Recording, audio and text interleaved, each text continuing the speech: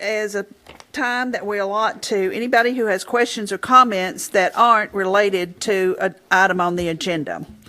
And Mark, do you have any comments to make? I don't have anybody that signed up. Okay. Well, if you want to speak tonight, please get a card. They're by the door. They're blue. Yeah, the blue cards. Blue over by card, the and sign your door. name so Mark can call on you. But we ask that you do that in order to speak tonight. Anybody on the Planning Commission have any questions or comments that don't relate to items on the agenda? Okay. Anybody in the audience? In that case, we'll move on to the approval of the agenda. Any changes with that, Mark? No. I have a motion. Move for approval. Second. All those in favor? Aye. Opposed? Approval of the minutes for the January 18th, 2018. Any adjustments there? Approve. All those in favor? Aye. Opposed? Same. Item number 4, discussion and public hearing on a request for approval of preliminary plat for Sassafras Meadows. Parcel 001, tax map 161, 57.6 acres, 5 lots, zoned R-1, Richard LeMay applicant. This particular property is, it's a large lot subdivision located off of Dixon Road, which is in the southwest part of the town. This is kind of an unusual development. We don't really have anything that really neatly fits within our subdivision regulations to address this type of development. This particular one has one street in. It's a cul-de-sac a little over 800 feet in length. All of the lots would be over 5 acres. And because we don't really provide for this type of development in our subdivision regulations, the applicant is requesting for 6 different variances that we would need to act on separately. These are variances to the subdivision regulations. And I can go over those individually if you would like, and we can just take action on each of those. Okay. Pretty much the rationale for most of the variances is the same, as you'll see here in a minute, but there's a little bit of difference on a couple of them. The first one is a variance from the cross-section that would be typical for a local street. Normally, if you were putting in a subdivision street, you'd have to have 26 feet of pavement width and curb and gutter. And what they're requesting and what they've been able to get approved, at least through the fire marshal, is a minimum width of 20 feet of pavement with the kind of open ditch sections on the side for drainage, so there wouldn't be any curb and gutter. It'd be kind of a rural cross section, so that's the first variance that they're requesting. And the rationale for that is that it's rural subdivision, only has 4 lots that would access this, and all the acreage, all the lots are well over 5 acres. They also have some topographic reasons for that as well. The 20 feet minimum is a requirement from the fire code, so they really couldn't go any less than that. And they also they're going to be placing restrictions on the development, so it can't be further subdivided. For all those reasons, the staff would support that particular variance. And Richard LeMay, the architect, is here if you have any specific questions on any of these. Does anybody have any questions for Mark or Mr. LeMay? I guess Sassafras Lane, as shown, would be then It'll be a town public street. Ultimately, it will be a public street, yes. Yep. I have a question, Mark. Okay. On the variance on the street, Yes, sir. even though it's only 5 properties in there, it seems to me that the street ought to be more compliant with our normal requirements, because still have vehicles going down there and passing each other and whatever. Well, on that one, you'd probably have, based on normal average daily trip generation numbers, you'd have about 40, potentially up to 40 trips on that section of road. So it's really not obviously going to be very busy. And it's very possible that somebody may buy 2 of the lots. You never know. You may not even have, 4 house lots out there. 4 is the most you could have on this. If they come back and try to further subdivide it, then these variances only apply to what's being presented at this time. And is that street only for access for 4 of the lots, not the 5th one? Yeah, the 5th one has access onto Dixon. So it'll only be 4. See Mr. Montgomery's house lot, most of it. Is that the one that's the larger acreage, 21 acres maybe? Yeah, and that was one of the staff's comments, is that they might just want to remove that entirely from this subdivision because it really doesn't have access to the proposed street. And part of that is in Loudoun County, and it's a little bit confusing. And it really, as far as I know, there's no reason to include it in this subdivision unless I'm missing something. We agree with that. We can certainly Okay. move it. Yeah, that would help. If I could comment on the 4-lot situation, we are trying to maintain the rural setting, plus that cross-section we're putting in exceeds the Dixon Road cross-section that the public is using to drive by it every day. That's just a point that I want to make. We would like to keep it just 20 feet wide. We don't want it to look like a landing strip. Not going to be houses on each side of it. There probably won't even be a house near it. And that's why we're asking for the rural cross-section. It's 2 10-foot lanes. There's quite a few roads that we don't have any intent, we don't have on our CIP that are less than 2 10-foot lanes in our community. So Correct. 4 houses doesn't seem like I would agree with the rural setting of that. Yeah, I don't think. Anyone else have any questions? Are we ready for make a The variance to utilize the low-volume rural cross-section. Second. Do we need to add the justification for it in our motion? It probably would be helpful just to add the points, just so that we're not, again, establishing some kind of Well, a we just add precedent. to my motion, that based on a limited number of large lots, the 4 in particular, the resulting low density and traffic generation aspects of the development. And the proposed restrictions on further subdivision. That works. Second. all those in favor? Aye. Opposed? Okay, the second variance is on the length of the cul-de-sac. The maximum length for cul-de-sacs allowed in our subregs is 500 feet, and they're requesting 819 feet in total length. And this, again, is another variance that's related to the scale of the development. They also have to extend the street further back into the property, probably than they would want to, because it's just extra cost, in order to provide for a hydrant placement that would be close enough to service anticipated house sites on the eastern part of the subdivision. So, and then another reason is the topography. They have to meander the road to the north, as you can see there around that sinkhole. There's topographic reasons for this variance. There's requirements in the fire code. They have, again, the 4 lots. All the lots are over 5 acres. And then they would have the proposed restrictions to limit any further subdivision of the property. So the staff supports this variance as well. I'll make that motion. Okay. Do we need all of the justification in there? You Well- could say as Further noted by the staff, since it's on record. Sounds good.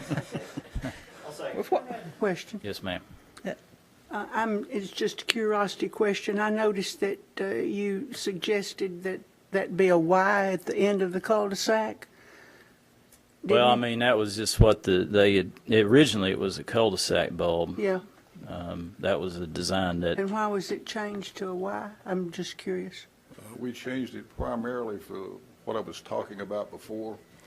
When you put the radius on the cul-de-sac and the radius of the pavements is required for the fire truck turnaround. Okay. It looks similar to a landing strip in the middle of that field. Like I said, there are not going to be any houses close to it like in a normal subdivision.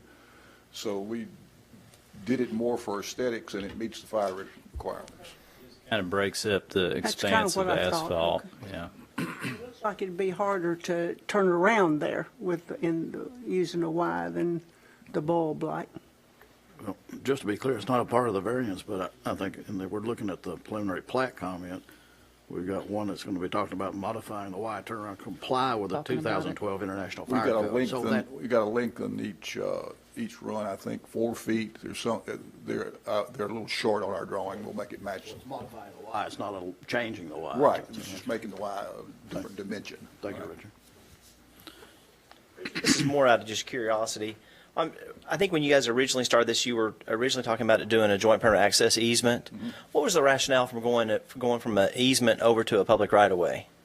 Town told us to. Okay, each lot needed to have road frontage on a public road. That's so I know this was something that had been kind of you'd worked on for a long period of time. We wanted a private road, and we did not want to build it to the standards that, according to your fire marshal, would not accommodate what Farragut wants. Okay. Yeah, what we were trying to protect against, first of all, the state law is pretty clear on this, and we're trying to follow that. It does allow you all to grant relief like we're requesting here based on the context, but we also wanted a situation where you didn't have a refusal of a building permit on one of these house lots because the infrastructure to service that house was not compliant with the fire code. Well, there's no So- doubt under the TCA, you could have just recorded a plat being over 5 acres on these lots. That's kind of the magic threshold. Yeah. And we appreciate you coming to us and trying to work through this process and doing it the right way. Right, that's how it got started, and we decided it's better for everybody to do it the right way. Makes a lot of sense. I mean, personally, I'd like to see more large lot developments, and I'm thinking, well, maybe we should create a zoning district that kind of addresses all these issues instead of having to go through the variance process each time. But I'm not sure we'll see another large lot development anytime soon, just because the land's gotten so expensive and it's hard to make the numbers work. And even though I think it is desirable, I think there's a market for it. I just don't. I don't know if it's necessarily a requirement for a whole zoning district, but it would kind of make sense if we ever had it. That way we put everybody on a level playing field and we're not have to go through these variances. And somebody says, well, they did this on Dixon Road, we want to do this. And we really want to make it fair and equitable to everybody. Well, I have Yeah, some concern about going to do this. You're going to have these large lots. Allegedly, they can't be subdivided. What happens 20 years from now or 30 years from now when they will be one way or another? They could be deed restricted. I mean, the landowner could absolutely restrict it in perpetuity, and then the town could have the town's attorney review that. I don't know if that's outside our jurisdiction or not, but that's one way to. No, I think that's what we have in mind. I think that's one way to ensure that those lots cannot be, just like covenants and restrictions. Yeah. It runs with the land. Yeah, and that is something that we require. You may remember last month with the Sweetbriar discussion that was an issue in the past, but we actually require the town attorney's review of covenants now, and they would have to submit their restrictive covenants for the town attorney's review and approval here, so he would check that kind of language. I suspect. My concern is more, in years out, 30, 40, 50 years out, if you've got those large, they're not going to stay that way. One way or another, they're not going to stay that way. Well, it's not to say that some landowner in the future is not going to attempt it. I think what's going to happen is if you've got a recorded document at the courthouse that says it can't be further subdivided, you're going to have a real issue trying to get a plat recorded and trying to get a title insurance company to issue insurance policy on something that is invalid. We run that risk with every neighborhood of any neighborhood lot being subdivided or in violation of their covenants and restrictions. I'm not sure there's an absolute fail-proof way to make sure somebody doesn't attempt it, but I think there's a pretty darn good way to make sure that we do prevent it. Right, it would have to come back to this body, so whoever, if you folks are still here in 40 or 50 years with me, then we can prevent it from happening. We can always cross our fingers. I don't know. Do we need to start all over with this motion, Mark? I don't think so. There's a bug. Okay, so first and second, do I have a, Seconded, I'm I sorry. did. Oh, no, it did. all those in favor? Aye. Opposed?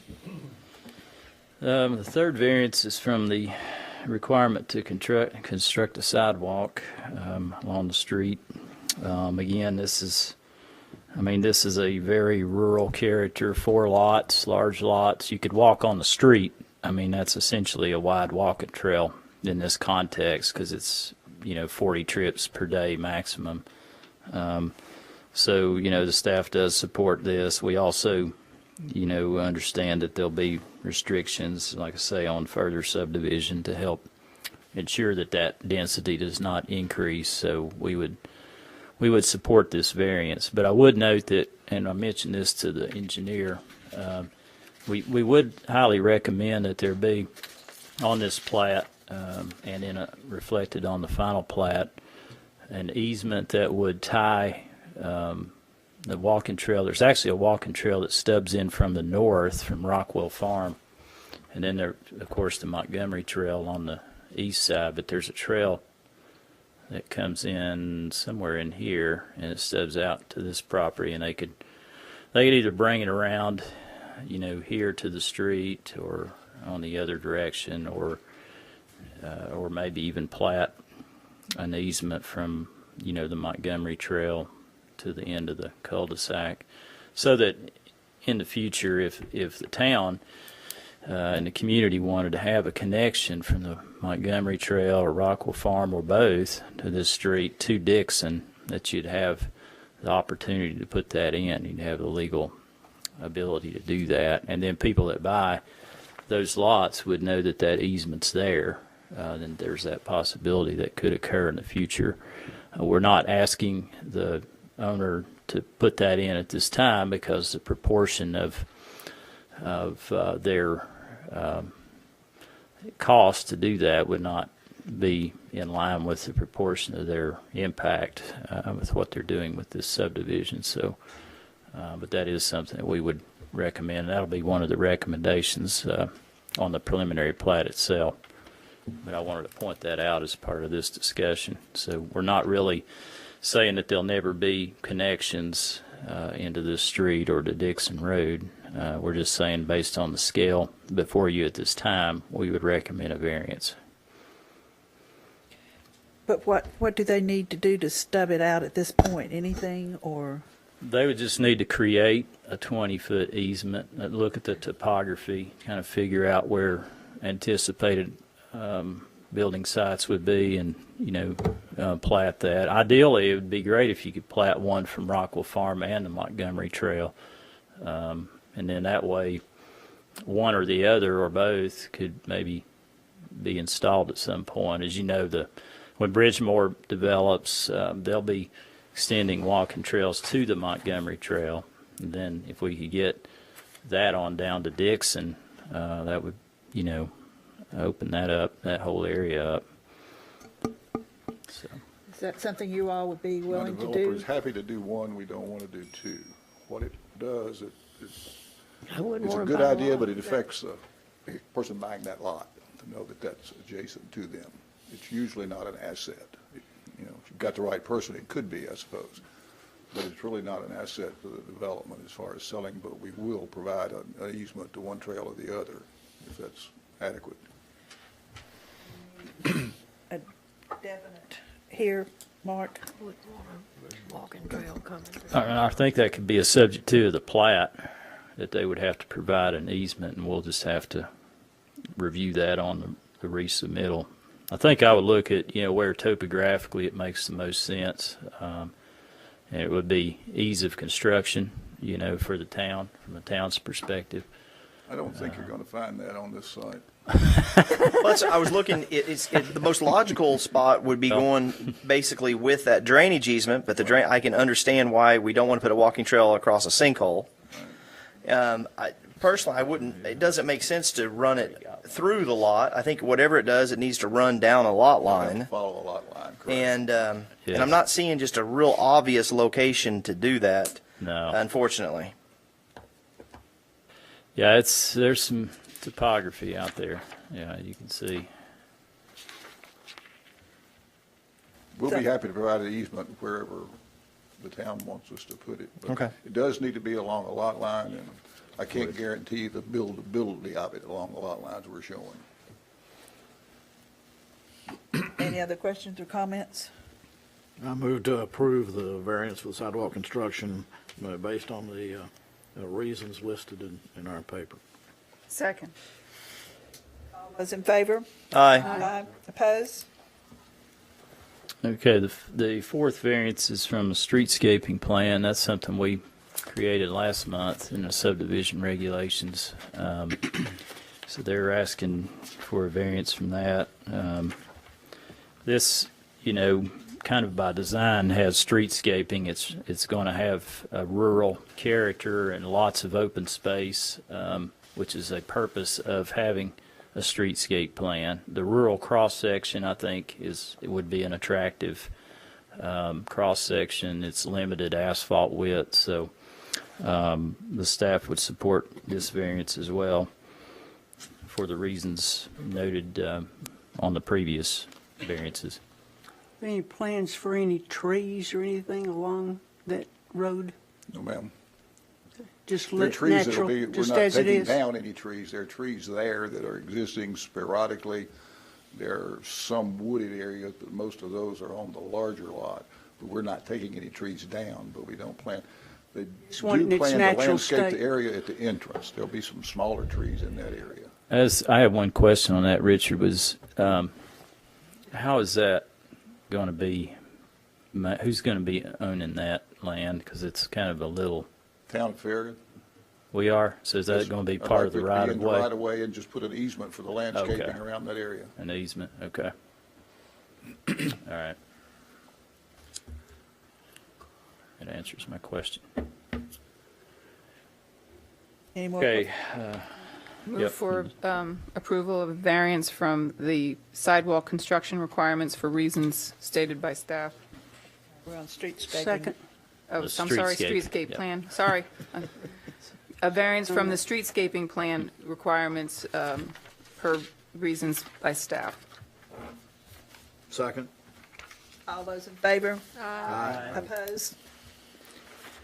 Okay, the fifth variance is for the requirement for vehicular connectivity.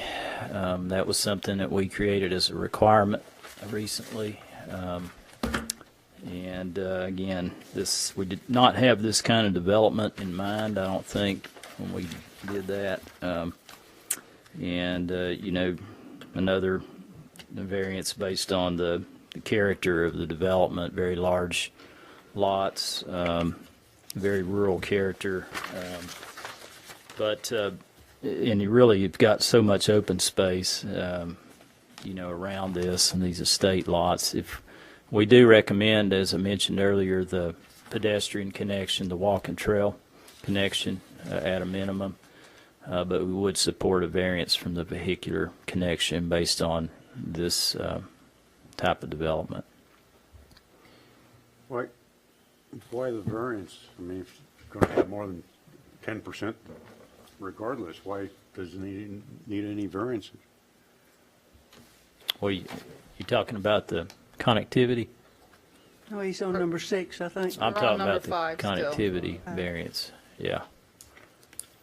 The vehicular We're connectivity. talking about open space or Yeah. the connectivity? Oh, I'm sorry, on the open space. We're not to that We're one not yet. quite there, But but that we one. are going to discuss it. There's a lot here. Yeah. Again, our I initial have a recommendation was to not even have the cul-de-sac go that far, but again, because of the hydrant and the topography, they had to extend it further into the development. I have a question. You make a note here, recommend the developers explore the possibility of providing an easement to facilitate the future construction of a bike pedestrian link. Where are you ideally seeing that happen? Well, that's what we were talking about earlier. I understand. It's the lot topographically, line. it's, Which lot line? you know, Well, it's to be determined. I mean, the existing Montgomery Trail is right through the sinkhole, so I'm not really sure. And that's this. The trail's here. Okay. So I don't really know that, I mean, have to look at that, but that's, To me, that design makes the most sense. I mean, I know it's in a sinkhole, and we try to stay out of sinkholes, but I've been out there, yeah. That's the closest. If you have somebody that wants to get from there over to Dixon Road, that's the what makes the most sense from point A to point B. right in the middle of the trail, yeah. I mean, the existing trail's obviously right through it. Have we had any issues with that walking trail over in that sinkhole with any? Well, I mean, obviously, Subgrade right issues? here lately, of course, like a lot of trails, it's been partly underwater. But because it is in a sinkhole, it goes away pretty quick.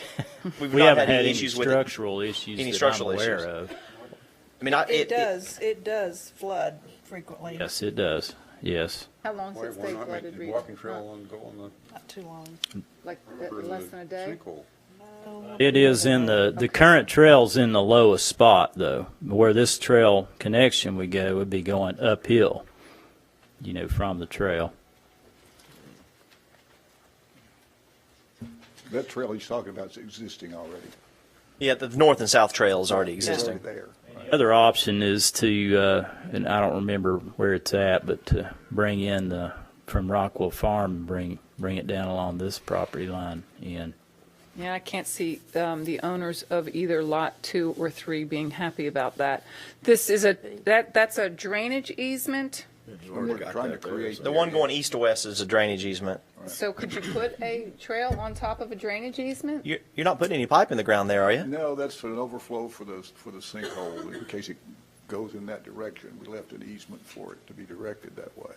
We could Okay. certainly put it one side or the other of, But I can't see any reason why it would ever have to be dug up to service a pipe or anything. No, So it wouldn't be. it seems like, normally we wouldn't want to put it parallel right on top of a drainage easement, but that's not a traditional underground pipe drainage easement. no, it wouldn't be water there unless the sinkhole was holding water like you talked about. I mean, before, the other trail would be underwater, right? I mean, that's just right off the cuff. That's kind of the locations where, to me, it would be potential. I mean, otherwise you're really going up some pretty steep slopes.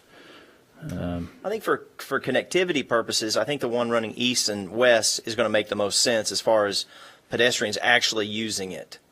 Folks in Rockwell Farms already have access directly over to Dixon Road, and for somebody over in Fort West to get to Dixon Road, it's a long way around through Rockwell Farms to get there. So if there was a choice between one or the other, and you guys agree with it, I'd like to see it running with that drainage easement over to basically at a 90-degree angle, just like it's shown east and west. I agree with you. People aren't going to use And we can look into that in relation to the sinkhole ordinance.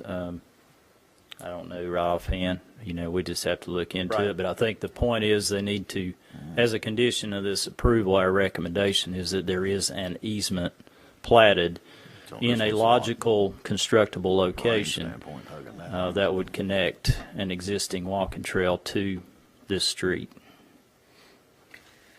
But we're okay on the vehicular connectivity. That's the staff's recommendation, yes. Well, what are we talking about? Across the back of that lot and then also, Yeah, either or, I think. oh, okay. It's kind of what we decided. One connection, just one easement for one future connection. Okay. Richard, are we reading off the same page? Yes. Okay. That's not the variance. Makes sense to me. We might even need to widen that easement possibly a little bit. And I'm not sure there's even any natural locations for a tie-in for vehicular connections. There's not.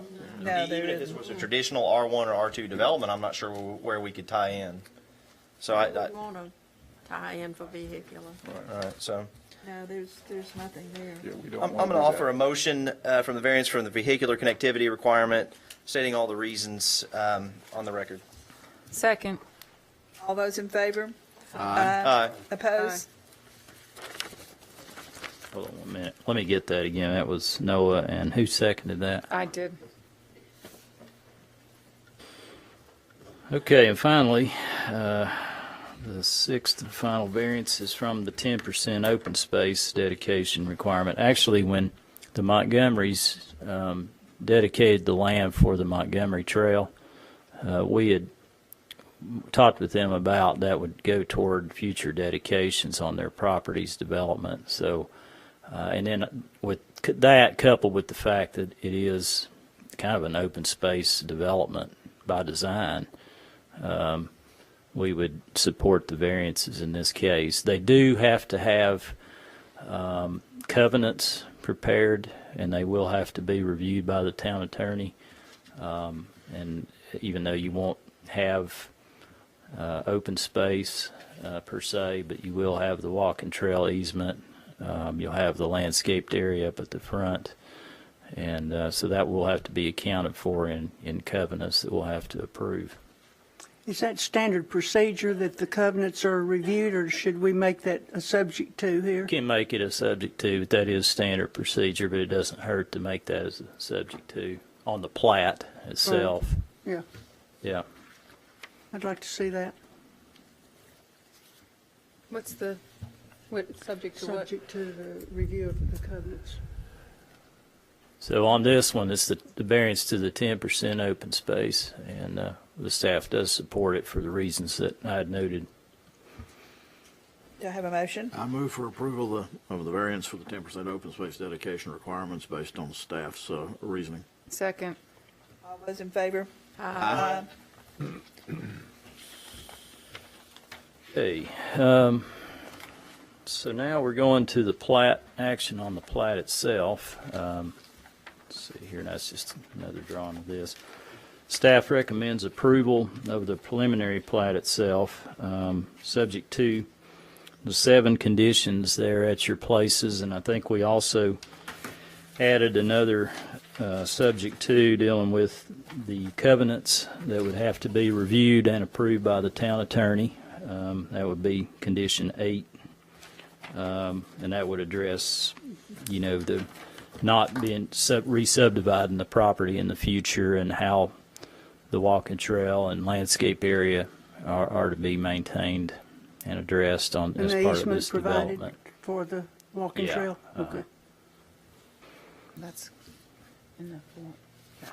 That easement's actually number 4. We're just adding that additional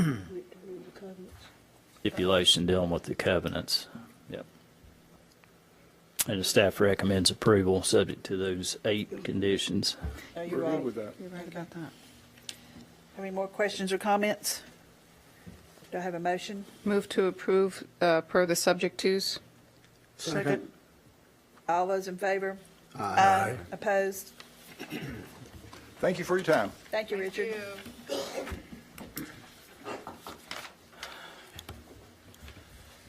Item number 5, discussion and public hearing on a request for approval of a site plan for the BKW Restaurant, 12802 Kingston Pike, 1.34 acres, Zone C-1, GB, GBS Engineering applicant. Madam Chair. My company is directly involved in the development of this, and I will be recusing myself from the discussion and the vote. Thank you. As background to this item, we actually reviewed a concept site plan, which we've been doing that some to give people very preliminary guidance on certain macro issues related to site development before they got too far along in the site planning process. And we reviewed that concept site plan in November. There were some things that we talked about at that time, like connectivity. We always try to encourage all developments, commercial, residential, to connect to what's around it. We found that there are pretty significant topographic issues to the west. That property will be very challenging to develop. It's possible that you could maybe have a connection up at the front, but then that would have precluded the ability to have the building up closer to the street, which we also are trying to encourage so that you're showcasing a building rather than a parking lot from the street. I think we all agreed to have some latitude on the connectivity requirement given the topography issues mainly associated with the property to the west in the context.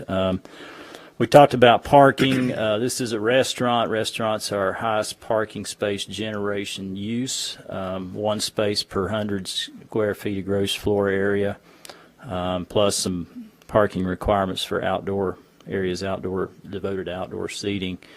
So they can't physically fit the 39 required parking spaces on this parcel.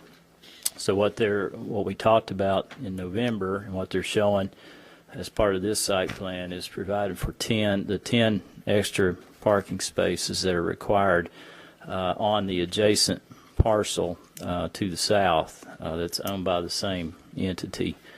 And that's that area shaded there on the lower part of the screen. A third item that was pointed out in November was the drainage way on the east side and just protecting that. The only thing that they're doing there, other than a couple of comments from the staff, are just crossing that area. So that's being basically undisturbed. And then we talked about the relationship of the site to the proposed use that at that time, again, we question whether a restaurant may be the best use for this property because of all the parking that it requires and the constraints that the site has. But they are providing for the shared parking, which we do allow. We, as part of our amendments to the parking and loading section last year, to provide for that. So the site plan that's in front of you takes into account what we talked about in November. One of the things that the owner brought up back in November again was that along Kingston Pike, there's a kind of an excess right-of-way along the western portion of the property that's a remnant of an old TDOT way station. And what it did was brought that front property line up to about 11 feet into the property further than you would have normally along Kingston Pike. So they petitioned for a variance from the Board of Zoning Appeals in December, and that was approved, and that has allowed them to move the building up about 11 feet closer to Kingston Pike in the northwest corner, and that's helped them fit the parking lot in better with the proposed use. So I think that has helped in that regard. What arrangements did you have to make with TDOT to accomplish that? The Board of Zoning Appeals? It wasn't an issue with TDOT. It was an issue of basing the measurement from a consistent point starting 50 feet from the center line of Kingston Pike. Didn't still exist then? Right-of-way is still the same. It's just the front setback measurement line was amended. We granted a variance on that. Okay. To base it like we would anybody else from a starting point 50 feet from the center line of Kingston Pike. So that, in essence, doesn't adversely affect the right-of-way that TDOT technically has? No, it doesn't affect the right-of-way. Right. Yeah, they're not in the right-of-way with this, even with the closer just where placement. you measure it from. Is that right? Yeah. Okay. So that the building is, you can see that Kingston Pike is pretty much parallel with the building, but the right-of-way is not. It starts to taper and widen as you go to the west. That. Okay. So what we're trying to do is... where the measurement Yep. starts and ends. Right. And on an arterial street, the measurement is 50 From the feet, center. starting at a point 50 feet from the center line of Kingston Pike. Okay. So, so that helped in that regard. The site plan before you is pretty similar to the concept plan, but it does account for, some of the things that we talked about in November. The remaining subject twos are at your places. We have 13 subject twos, and we're recommending approval subject to those 13 subject twos being satisfactorily addressed. Do you have any problems with any of the subject twos, Nick? We do not. We're good with it. Anybody have any questions or comments? Are we going to talk about the architectural? That was one of them. Number 12. We talked a little bit about that at the staff developer meeting, which some of y'all came to. But the iconic element, again, just making sure that you all are comfortable that the building, it is a small building, similar to the office building at the former Weigels, east of Way Station Trail. But whether, does it have an iconic element with the features that are shown on the building, or does it Well, not? I'm going to make one comment, Nick, and I don't want you to take it only constructively, that is. I want you to take it only constructively. This does not look like, to me, the typical Myers Brothers look. I think it's too blah. Okay. Not saying that the Renaissance is blah by any means, but I think it blends in well with Renaissance, which I think is also something that we are interested in. I think that's the attempt, certainly, is to blend in with Renaissance. There's Right. no question about that. But Myers Brothers buildings are always so great looking. I appreciate that. Thank you. And this just, to me, looks a little bit blah for your usual. You guys don't have awnings I'm thinking of the metal things that come out. You don't have those on Renaissance, do you? We have some, yeah. Yes, ma'am. We have some. We actually put them on this building. In this building, one of the hardest parts when you're looking at a rendering, it is so difficult to comprehend the size in perspective to where it is. And this building is very little. It's small. I And understand it's that. just, Right. you look at the Renaissance buildings, the smallest building is 15,000 square feet. This is, I just wondered if there 3,000. could be something done with color variation. there are, actually, what we're doing with the brick is absolutely incredible. It's extremely difficult in a rendering to show you what we're doing with the brick.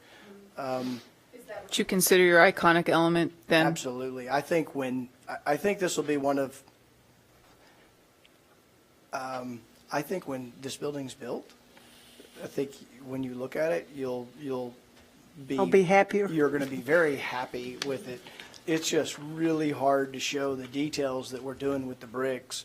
I think just some color variation would help. Well, I think that's what the Right. bricks is going to do. I agree with you. I have a very hard time looking at these whenever they come to us because there's no depth to them, so you really can't get an idea of what. It's hard, I agree. It's frustrating. I just wanted to make one statement. I said it at the staff developer meeting, and I wanted to thank you, Matt, for staying in Farragut, for continuing to work with the Myers Brothers. I know that you kind of outgrew your space before you even moved into it, which is a good thing. But I know it's been a very frustrating experience with parking, and I really appreciate you sticking around and staying at that end of town. My family's there quite a bit, so we appreciate you staying in town. Yes, yes. I appreciate that. I appreciate you making a point to say that because I think all the business owners in our town do not hear that enough. And I appreciate you making a point for that. Thank you very much.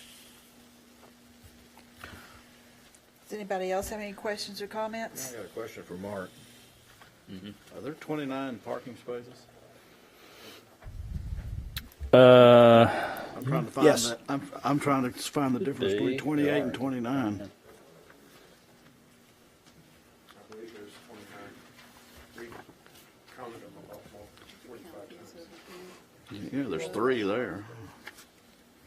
There's 6 there. Get the There's ones 9 over there. at the dumpster, Ed.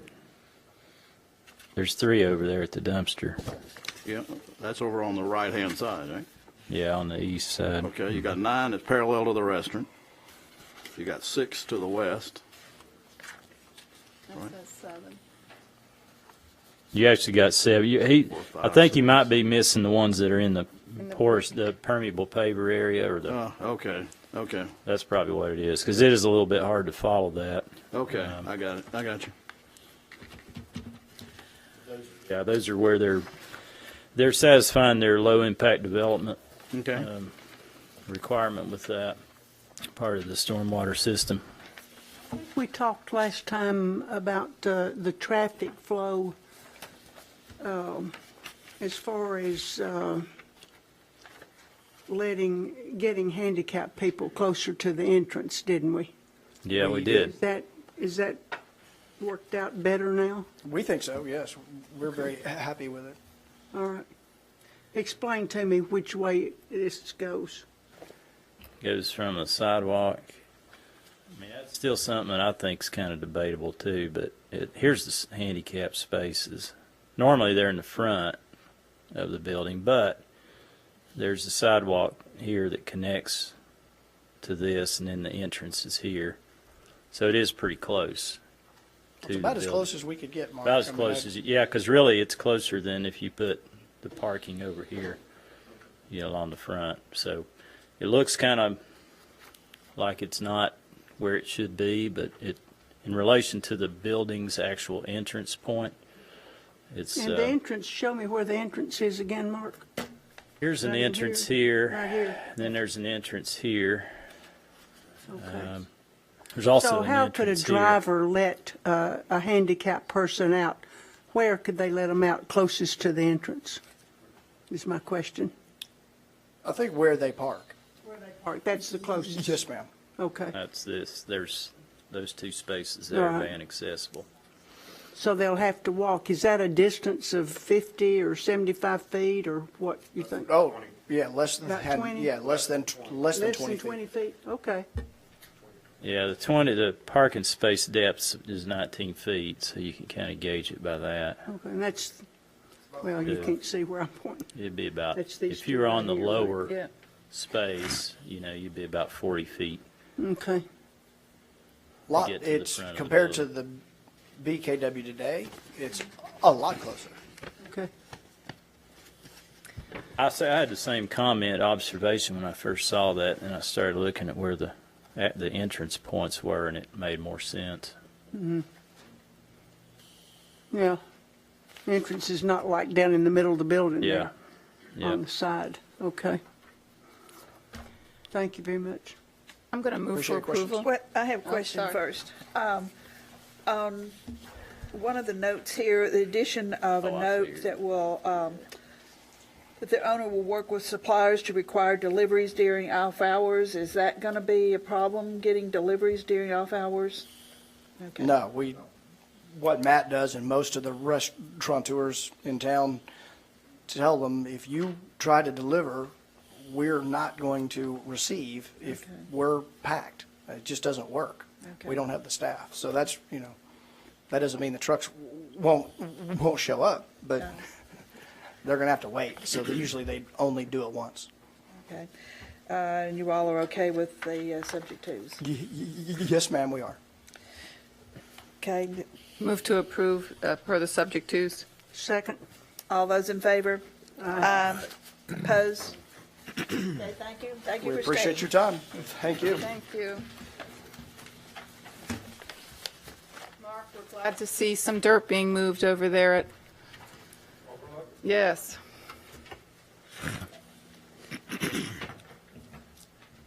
Okay, we have item number 6 now, discussion and public hearing on a gas main upgrades and extensions in the Kingston Pike, North Campbell Station Road, Jamestown Boulevard area, KUB applicant. Chris, tell us who you are. Chris Sharp, Urban Engineering, And give us an address. 11852 Kingston Pike. I should know that by now. Well, this is a project that KUB is actually required to be doing. They're updating, retiring some of their lines. They're replacing some of their lines, and in a very small area, they're adding a new line in an area where there aren't any easements. But this is proposed in the Kingston Pike, North Campbell Station Road, Jamestown Boulevard corridor there on your screen. Most of, probably over 90% of this work is gas lines that are going basically in the same footprint area of where an existing line is being retired.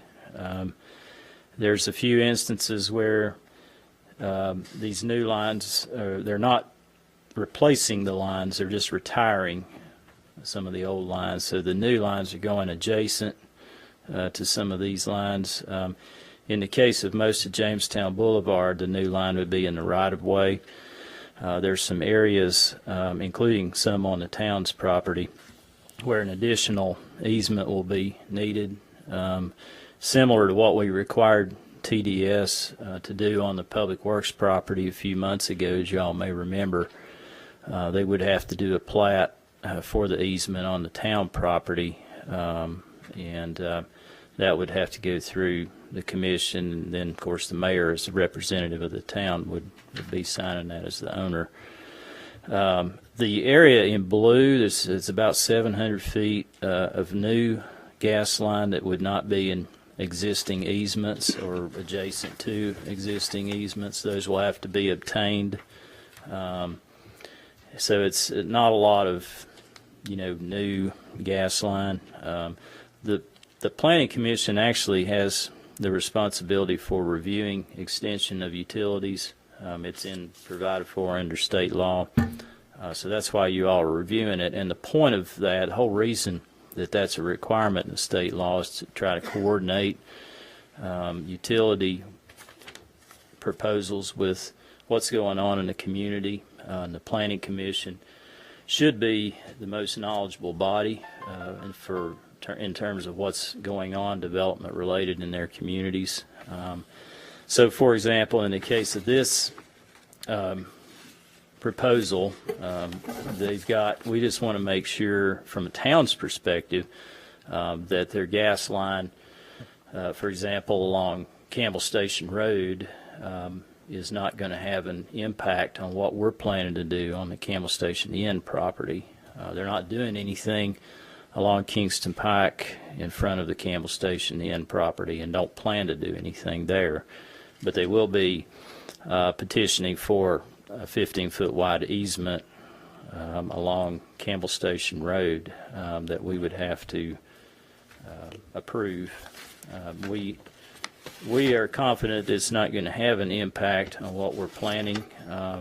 The work that KUB is doing will be performed by their crews, not by subcontractors, which is a good thing. They'll be boring almost all of this. There's only one small area that would be open cut, as I understand it, and that would be down at Jamestown, Kingston Pike area, roughly in this 45-degree section there, because they're trying to avoid a storm sewer conflict in that area. But everything else should be bored, and the line should be at least 36 inches in depth. So one of the subject twos for approval of this extension is to coordinate the work, with the town and other affected entities. My understanding, this is probably going to be about a 4-month process. There's going to be some traffic disruption as part of this. They will be sending out notices on this in advance, but that's kind of a summary of the project at this point. And like I say, Chris is here. He's the project engineer for this, and he could probably answer more specific questions if you have any. Question about the traffic, especially, well, traffic is heavy there most of the time, but especially for school in the morning and the afternoon. Do you all have any plans for working around that? Ideally, best case scenario, there will be minimal disruption, and that's part of the rationale that's part of the reason they're asking for easement. It gets them further off the road, gives them more workspace. Not to say that there won't be, isolated instances where they have a flagman or something, but they're very, KUB is very safety-minded, so I'm sure they will be cognizant of school hours, I can say with confidence. Well, it's very heavy there at those 2 times a day, and we have young drivers a lot mixed in with all of that. So we don't want to see anything happen to anybody on either side there, so. I will say this, having traveled enough on Kingston Pike lately, today I had a meeting here. I went Grigsby Chapel to Campbell Station and straight across to avoid all that traffic. So a lot of times it's just finding the alternative, and sometimes and especially that entrance, there's that entrance onto Farragut High School the back way. So there are alternatives. But also at that time of day, you have the elementary school. Well, no, by the time I got there, high Is it school better? traffic's not hitting Okay. the elementary traffic. Okay. I do have a question about, you're going to be cutting in on the corner of Jamestown Boulevard and Kingston Pike. Is that correct? Is that Yes, what I heard? ma'am. So that's a private, that's a residence right there. The work will be done in right of way. Okay. They'll physically trench the road as opposed to drilling it. Okay. Just because the angle that they need to make everything work within right of way. Basically with the bore, you can sweep, they can control the alignment to some degree, but there can't be sharp turns. Yeah. So to Okay. get this angle, they have to open cut it, and there is a large, I think a 48-inch diameter storm drain that crosses beneath, right there. It goes through the shopping center. Okay. So, for those two reasons, that's the area they anticipate open cutting. I just because the resident that lives there, I'm sure will be very concerned to see that once all the work is done, that it's returned back to normal. It should be in the street. Okay. Yeah, it should be actually cutting the asphalt as opposed to in their yard or in the, in the grassed area.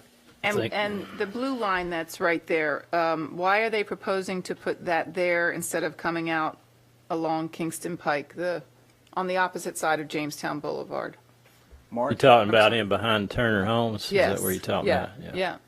She's talking about this section that's on the screen right here, actually. I think it's this section here. It goes Yeah. in behind Yeah. Turner Homes. That's one of the new easement lines, and completely new section there. Do you know why? Why does the city have to grant easements for these new lines? Or did I misunderstand the statement here? They will have to obtain easements for anything that they don't already have an easement for. And as far as on the town's property, they'll definitely have to plat that. That's that we're talking about right here. That's not on the town's Oh, property. you're not talking there. about the blue line here behind Turner Homes. That's not town property. Yeah, I That's think what I her thought. question is why they didn't just come It's a along little Kingston confusing to Pike. me on their paper here. That Yeah, we're talking- there's a lot of lines and stuff Oh. going on. Yeah, just to me. The 700 linear feet of new line, I thought was the blue. it is. It is. Yeah. That's what I'm asking about. Yeah. I'm asking why is it But going? yet it seems to imply here to me that the city has to grant the easements for that. No, for this, because Yeah, I understand that because I'm throwing Campbell Station in, right? They'll have to record easements for even not on city property. Yes. So we'll have But we to. don't, the mayor doesn't have to get involved in those. Not that, No, just ma'am. on town property Right. is the only thing he would have to. Okay. Going back to my question. As far as why I didn't do the drawing, but I imagine it's either due to the fact that the service is at the back side of that Turner Homes building, Okay. or there was some specific conflict along Kingston Pike that made that more There's a practical, I reason guess. for it. There is a reason, yeah, Okay. and I know they're trying to minimize that, for obvious reasons, minimize the amount of main that they have along Kingston Pike. Just I'm because sure there's so much Turner Homes, infrastructure. of course, will have to grant the easement. Yes, ma'am. Yes, that's that's correct. So Actually, they're going to it'll- have to agree to this it if will they haven't actually be- already. It'll be White Realty because they own the shopping center. Okay. Yeah, they'll have to obtain the easements, and if they can't, they'll. Who's the easement for this one over here? The Farragut Town Square, this other blue line. It's Farragut Center. That's Yeah. probably up here. It's whoever owns that Farragut Town Square. I just wonder whose that is. Does anybody know? He's a chiropractor. I Probably think. Dr. Fields. Dr. probably. Fields, I believe. Pardon? Dr. Fields, I believe. I think at least at one point he owned it. He still does. The section, as I understand it, along Kingston Pike in front of the Campbell Station Inn, where there's a gap there. You see where well, let me go back to the first page here. real quick, because that was a concern that we had, just because we wanted to make sure there wasn't an impact to what we were planning to do with the Campbell Station Inn. But basically, this section through here, there's not going to be anything that happens now or in the future so that shouldn't impact, because as you all know, the Campbell Station Inn is very close to the street there. So we really are very So that careful line that about. exists there is not going to be retired? I'm sorry. It is. The green line is being retired. Yeah, Just they're going. Yes, They're correct. going south, I think, is part of the reason. Isn't that right? I'm sorry. Aren't Yes. you going south? Yeah. So let me So- ask you this, because I don't really know how this all works. If we end up doing we've imagined some kind of infill type of development possibly in Village Green someday, in that Yeah. shopping center. Yeah. Will this negatively impact the ability to do that as far as having access to gas, or no? No? No, Okay. it'll have it'll have. They'll the have ability access get to that utility? Yeah. Okay. Yeah. You still have all the red. And as far as along Campbell Station Road, I did meet with Tim Kelly with KUB and Chris about this, because I wanted to make sure about this. But the easement that they would be obtaining, really kind of all along Campbell Station Road, part of it's on the town's property, part of it's a bank and White Realty, but that's going to come in about 7 feet from the right-of-way. So it's not, there's already a 10-foot standard easement just outside of the right-of-way, but they can't fit everything in what they're wanting to do, so they're going to have to obtain a little bit additional easement. Their easements, the desired easement widths are 15 feet. So that's what they're requesting there, but that shouldn't be an impact to anything along Campbell Station Road, because it's only 7 feet from the right-of-way. And again, like I say, everything's going to be bored, and it's going to be at least 3 feet in depth. So It doesn't impact our desire for plaza there? No, Okay. it wouldn't. It's because it'll have the depth. There's other utilities out there too. Okay. But that's one of the subject twos, is just making sure that we continue to work with Chris at KUB and make sure that there's no impact to anybody that's in this affected area, not just the town, and that the proper easements are obtained, and in the case of the town's property, platted.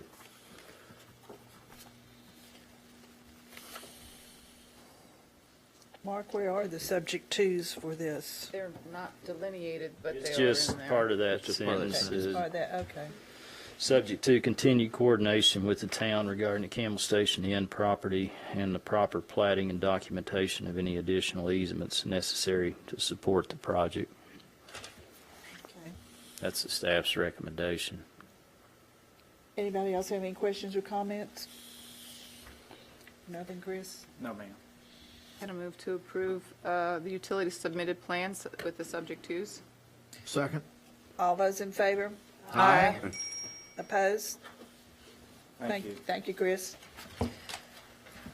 Item number 7, discussion on a request to rezone the Swan property. Parcel 58, tax map 151, 12639 Kingston Pike, 28.76 acres from R-1, R1, and FPD to C-1, R-4, and FPD, site incorporated applicant. And this is for discussion purposes only. Madam Chairman, the Swan family a number of years ago hired my real estate company to help them market and sell this property. Thus, I am indirectly involved in this and will be abstaining from any votes on it, but would like to be a part of the discussion. Okay. Well, this is just a workshop discussion anyway. Sorry for the image being sideways there. I'm not sure what happened there, but anyway. We'll turn our heads, I guess, a little bit here. They Just to give you a kind of an overview of what I mentioned in the packet and how this has gotten to this point on this property. This is on the north side of Kingston Pike, just west of Everett Road. Most of the property is currently zoned R2, general single-family residential. There's some part of it, small part, is zoned R1, basically over near the floodplain. And then, of course, you have the floodplain district overlay. When the land use plan was updated in 2012, and we created that future land use map, the southern portion of this property, maybe 2/3 of the property, was designated as a candidate for medium density residential. I think we had seen that maybe as a potential multifamily development site. And then the back portion, the northern portion that backs up to Union Road, was low density residential, which in terms of how that relates to our zoning district, residential districts, that's low density residential is really more like R3 or R4. So it's not really real low density. This is 3 to 6 units per acre. The floodplain portion was designated as open space, of course. So in April of 2015, we had an applicant come before you and requested that the medium density residential land use area and the low density residential land use be changed to commercial. And the open space portion would be unchanged. The commission voted at that time to amend the future land use map and change the medium density residential portion to commercial. But the low density residential, we had a lot of discussion about this, and you all changed that to civic institutional. As you may remember, that applicant was looking at like an assisted living facility on the north part of that property. So that was seen as a transitional land use between the commercial that would be on the south part of the property and Union Road and the residential developments that are north of Union Road. The applicant had submitted a zoning map amendment request but did not pursue that any further beyond the land use map change. So then a few months later, in January of 2016, we had a different applicant that came before you and requested that the civic institutional land use portion of the property, the northern part, be changed to commercial. Could you point that out to me? Yeah, Can again, sorry for the image here. I should have checked that, but civic institutional roughly is where the R4 Okay. is on this zoning map amendment. So they petitioned to change that to commercial, and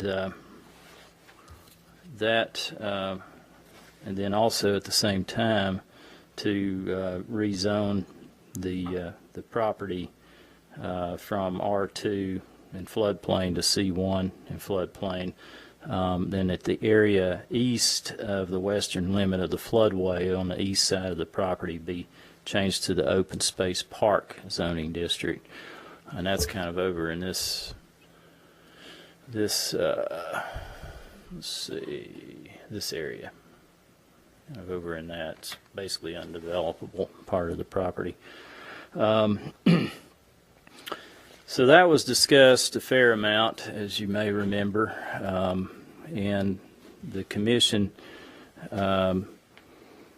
voted to recommend that the zoning map be amended to C1 for the portion of the property that was designated on the future land use map as commercial. That was changed from medium density to commercial. That's that front, roughly 2/3 of the property. Let's see. And then after a long discussion, the area along Union Road, they recommended to change that to open space park and basically extend the request for that zoning district along the whole frontage of Union Road, basically 150 feet in depth from the Union Road right-of-way back into the property, and that would be open space park. And that was taken to the Planning Commission and approved on first reading, but then it did not go any further. So it, as you know, rezoning has to be approved under 2 readings. So that's where we stand. The property zoning has not been changed. It's still predominantly R2. So now we've got a different applicant that's requesting at this time to rezone the property as shown on this diagram. The south portion, about 17 acres, they're requesting to rezone from R2 to C1. The floodplain overlay wouldn't be affected by this. This is just the base zoning districts. Then about 8 acres on the north part, they're requesting to rezone from R2 to R4, which is attached single family, similar to Hanover Court on Watt Road or back behind the Town Hall, Park Place. A number of developments along Grigsby Chapel Road, attached single family. And then the R1 and floodplain, 3.84 acres, would remain unchanged. Staff would recommend, as part of any future rezoning on this property, just to make the zoning match the future land use map, that whatever happens, the floodplain should be rezoned to open space park, like one of the previous applicants had largely requested. As far as this particular request goes, there's some questions that I mentioned in the report that I think there may be others that you all have.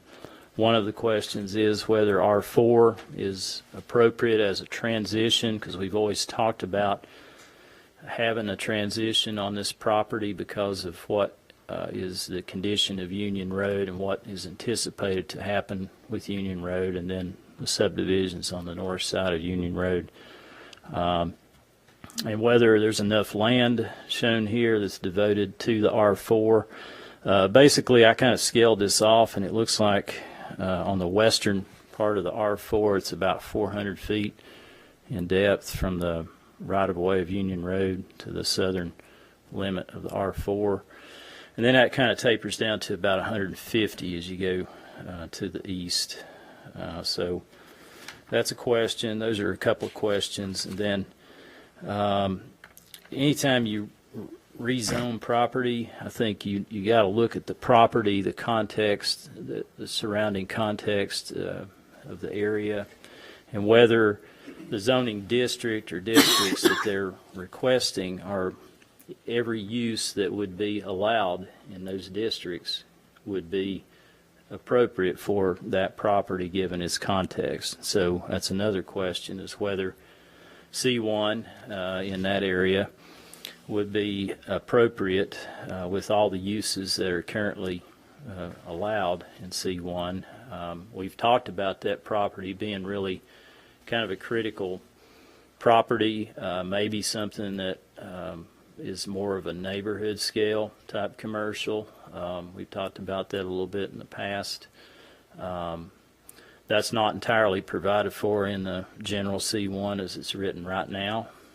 Something that might provide for uses that could be more integrated with the residential communities on the north side of Union Road, that they could perhaps, when Union Road's improved, they could get to those and, conduct small errands without necessarily having to drive to that. So that's another consideration with regards to that C1 portion. So all those things, there may be other things that you all have. The applicant is proposing to construct a public street along the western part of this property. We've had that with other applicants, and similar to the other applicants, we certainly want to see a street there at some point, but we would not want to see that connection actually being made to Union Road until Union Road is improved, and then coordinate that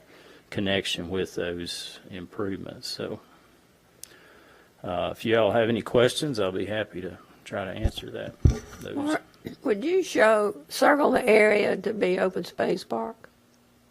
The what? The park? Open space the park. Open space park? Yeah. The open space area that you're saying needs to the be OSP. OSP. Oh, yeah, okay. It basically would be all the floodplain. Yeah, because that's the creek running there, isn't Be it? all this area here. It's not developable. I mean, Yeah. it's consistent with what we've got on Craig Allen's property over here on the North Fork of Turkey Creek. That property along the creek there, all that's zoned open space. It's just consistent with the future land use map, and really what, you could do with the land. You really can't do much with that land. Now, that part that you've got, there's two designations, 7.97 acres, but the white background is really just an extension of that 7.97 acres that's west of, I think this is 80. I think this that, is yeah, 80 the acres here. 7.97 is That part of you that don't have two R4 8 that kind of acres. snakes around there. It's kind of an odd configuration, but I believe I think that's that's all actually 1 part 8 of the acres. R4. uh, That's part of the R4. They're probably trying to use that for part of their 10% open space, would be my yeah, guess. that's what I'm thinking. I just wanted to make sure that I was reading this right, that Yeah, it that's not two slivers. separate 8 acres, that's No, no, one. it's not. Okay, Yeah. yeah, see that Yeah. Oh, I see. zigzags around Yeah, here. Yeah. This is about useless. Yeah, that's being proposed to be changed from R2 to R4 with the floodplain overlay. There is some things you can do from the floodway to the 100-year flood fringe. There's some fill that you possibly could do in there, but that's part of something that would have to be engineered and approved as part of a site development plan. This is. Previously, we talked about the OSP being that white portion too, though, right? Yeah, Yeah, it was going to be all That's of where it that. kind of, and you said it went to one reading with the Board of Mayor and Alderman. But is it correct to say It that was the that. applicant withdrew before Yeah. the second reading? Yes. yeah, it was that, and then there was a sliver of about 150 feet in Yeah, depth that would All parallel the Union way Road. on Union Road. As like a park transition area is what the thought was there. Mark, I want to fill in the rest of the board. This has been one of the properties we've been talking about when we're doing the comprehensive land use plan update. We, as a group, the group that we've assembled, which has some people on the planning commission, and there's some of the board mayor, Alderman Pinchuk and Alderman Williams are on that, as well as some residents. We've identified throughout the town areas that we kind of envision as something like neighborhood commercial, 20-minute neighborhoods, and this is one of them. There's a real opportunity to kind of look at this from a neighborhood commercial point of view, placemaking, walkable with all of the neighborhoods going in behind it. This could be a real asset to the community. I have a big concern. I've gone through a lot of training recently talking about what the future's kind of looking like with what people are looking for. I have a big concern about seeing a big box and a big parking lot put on this property. It's one of our last big pieces of property that could really be an asset to the town and have some longevity. Most big boxes have about a 15-year lifespan. My concern is that we will end up right back where we are with the Ingalls and Kroger's, and I think in our comprehensive land use plan, we're looking at ways to try to identify areas where that would be very painful to see that happen again. So if we go to commercial and we don't have a neighborhood commercial available, I would want to limit the size of the building per what we've done in our town center. I would want us to consider maybe limiting the size of the, maybe to 25, is that what we have in? 25,000 is what we have in the. 25,000 is what we have in the Yeah. town center. I also would want us to make sure that, and I would think that anyone who wants to develop that property from a commercial sense, they'd want to take advantage of the natural aspect of that creek and maybe have buildings where the back of those buildings are, you have an area where you could have restaurants and you're taking advantage of the beautiful nature you have there. We didn't do that at the Kroger PCD. They're backed up to this beautiful wetland creek and nothing is, they don't take advantage of that. So there's opportunities to use that as an amenity. I do think housing on the back is appropriate.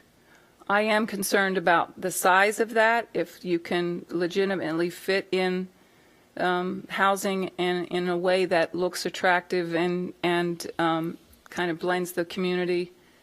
Yeah, it just concerns me. I would want to see a particular measurements to understand what the impact of that is. But I do think that that's a good transition between commercial and the residential nature of Union Road. It would preserve that residential nature. The people that are across the way won't be looking at the back of commercial or what's going on in the front. They'll be kind of protected from it. So those are my points. Well, I agree with you, but I'm not sure that that's even wide enough. Well, we I don't need think that measurement. they'd be using that for the open space part of their requirement, I think, is what that point is. So you're talking about the residential being Yeah, here? Yeah. Who would be responsible, Mark, for upkeep of the open space? Well, I don't know that there'd be any upkeep necessarily. It is what it is right now, what it's been Natural. for a long time. Yeah, I mean, now if they wanted to capitalize on it with part of the development and have some, outdoor space, they might need to have some maintenance with that, and that could be part of their private. We envision a restrictions. walking trail along that, do we not? Yeah, I think that's certainly something we've always talked about, having a walking trail along the flood fringe. That would connect Kingston Pike to Union Road. Yep. I mean, the road on the west side is a good thing. We definitely support that, but just to be consistent with what we said on all the other applicants, we don't want a connection. Actually, they can take it up to a certain point, maybe to where the construction limits are, but don't make that connection until Union Road's improved. Union Road is far too substandard to be adding any more traffic onto it, either commercial or residential, in the staff's opinion. Yeah, even from the residents that are actually living back there, driving more traffic onto there would be concerning. It could be an area for a roundabout, as you see there. That's, again, conceptual. Our consultant is getting close to submitting our design exceptions to TDOT, so we'll see. Once we get back a word from TDOT, we'll know more about how the street's going to look and how it's going to be designed, but they're getting real close to that, my understanding from the town engineer. Mark, with that 7.97 acres on Union Road, when you put in the road, you're left with about 7 acres?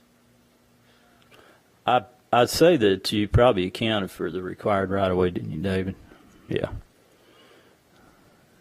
So he's already taken the right-of-way out of that, so that 7.97 has deducted the required right-of-way. Are there already some thoughts about what is envisioned for the C1 portion? Tell us who you are, please. David Robinette, 228 Warren Road. I'm with Site Incorporated. The developers have been working with, obviously this kind of falls into the rear Ivy Farm.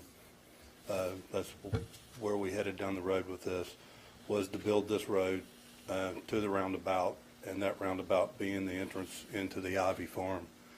When we workshopped the Ivy Farm 10 months ago, we were told, it was premature, So this is one of the ways we thought to go ahead and speed up the development and let the Ivy Farm be developed was basically we're building an entrance from the Ivy Farm all the way to Kingston Pike, which is this western route of the road there.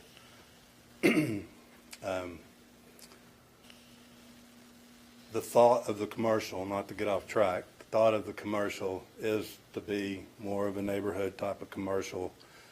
I really don't think that limiting it to 25,000 square foot box would be a huge problem for this development. There's really no retail bigger than 20,000 square feet even getting developed hardly anymore. You know, it'd be small grocery store, you know, health grocery stores are somewhere around the 22,000 square foot range now, and you know, obviously we have no big boxes except the one who's tried here a couple of times, and that's not in our future. Well, so the neighborhood concept wouldn't be foreign to you then? Not completely, no. I mean, that's what it's going to be. It's going to be neighborhood commercial. I mean, there's really not a lot left. I mean, you're going to have probably a Starbucks, Dunkin' Donut type of, you know, brew through somewhere on this main road, and, you know, a few sit-down restaurants are a possibility, especially once the full development of Union Road's done and Ivy Farm's finished and things function pretty well. It's going to be, I guess, the 3 largest subdivisions in Farragut. That this would be the center point of all 3 of them to Kingston Pike. Not that they would all be coming this way, but this would be a focal point. I've talked to Darrell Smith. He foresees, and so do we, that would be an approved place for a traffic signal there at Way Station Trail once it's warranted. And I would say with the 200 or so houses on the Ivy Farm and the neighborhood commercials, it will be warranted. So this all kind of concept fits together. That the line between the R4 and the proposed R4 and the C1 is not magical. I mean, obviously, it looks like to take this any further, I guess we need to start developing some concept plans that you can see that actually R4 works. And the narrow end of it down there, the thought of it was, I mean, that's where everything's falling to. That'd be some kind of master detention pond for both the commercial and the R4. Question to Mark, on the open space, you want to rezone the open space. You're talking about the floodway, not all the way out to the 500-year flood, right? Because, I mean, I think for sure everything from the floodway back east, because I don't think it's really I mean, because you can even fill in the 100-year floodplain to a point. The fringe, that's so, right. I mean, I don't think we have a problem with the I floodway understand. itself being, I mean, Yeah. you can't do anything with it anyway. Yeah, I think I was talking about that and everything east, because really there's not, unless you build a long bridge, you're really not going to be able to do anything with that. And there is on the existing R1 to remain, there's one corner up there that's about an acre that is, you could get one house on, just like the house on the corner next to it. So, I mean, that I would not want to see that to go to open space because, I mean, it could be sold as a lot. That so. makes sense. That's Yeah. across from Fox Run, right? Right, almost directly That's across. probably right. in that corner there. Here somewhere. It's probably right there. That's right. And that's the 500, that little arc there is the 500-year. Well, you'd have the floodplain overlay regardless, but the floodway itself, probably would be good to be rezoned open space park, just to give it an extra layer of protection. And that's not a problem at all. I was just trying, when I wrapped it around there, was trying to give some thought to the open space for the R4. So, What kind of acreage would a lot be there, roughly? on the corner that says developable, about an acre. I mean, they could have the whole 3.83 acres, I think, that's up there. They could just build one house on it, though, it would only be one unit could go in there. And that faces Union Road, right? That would face Union Road, yes, ma'am.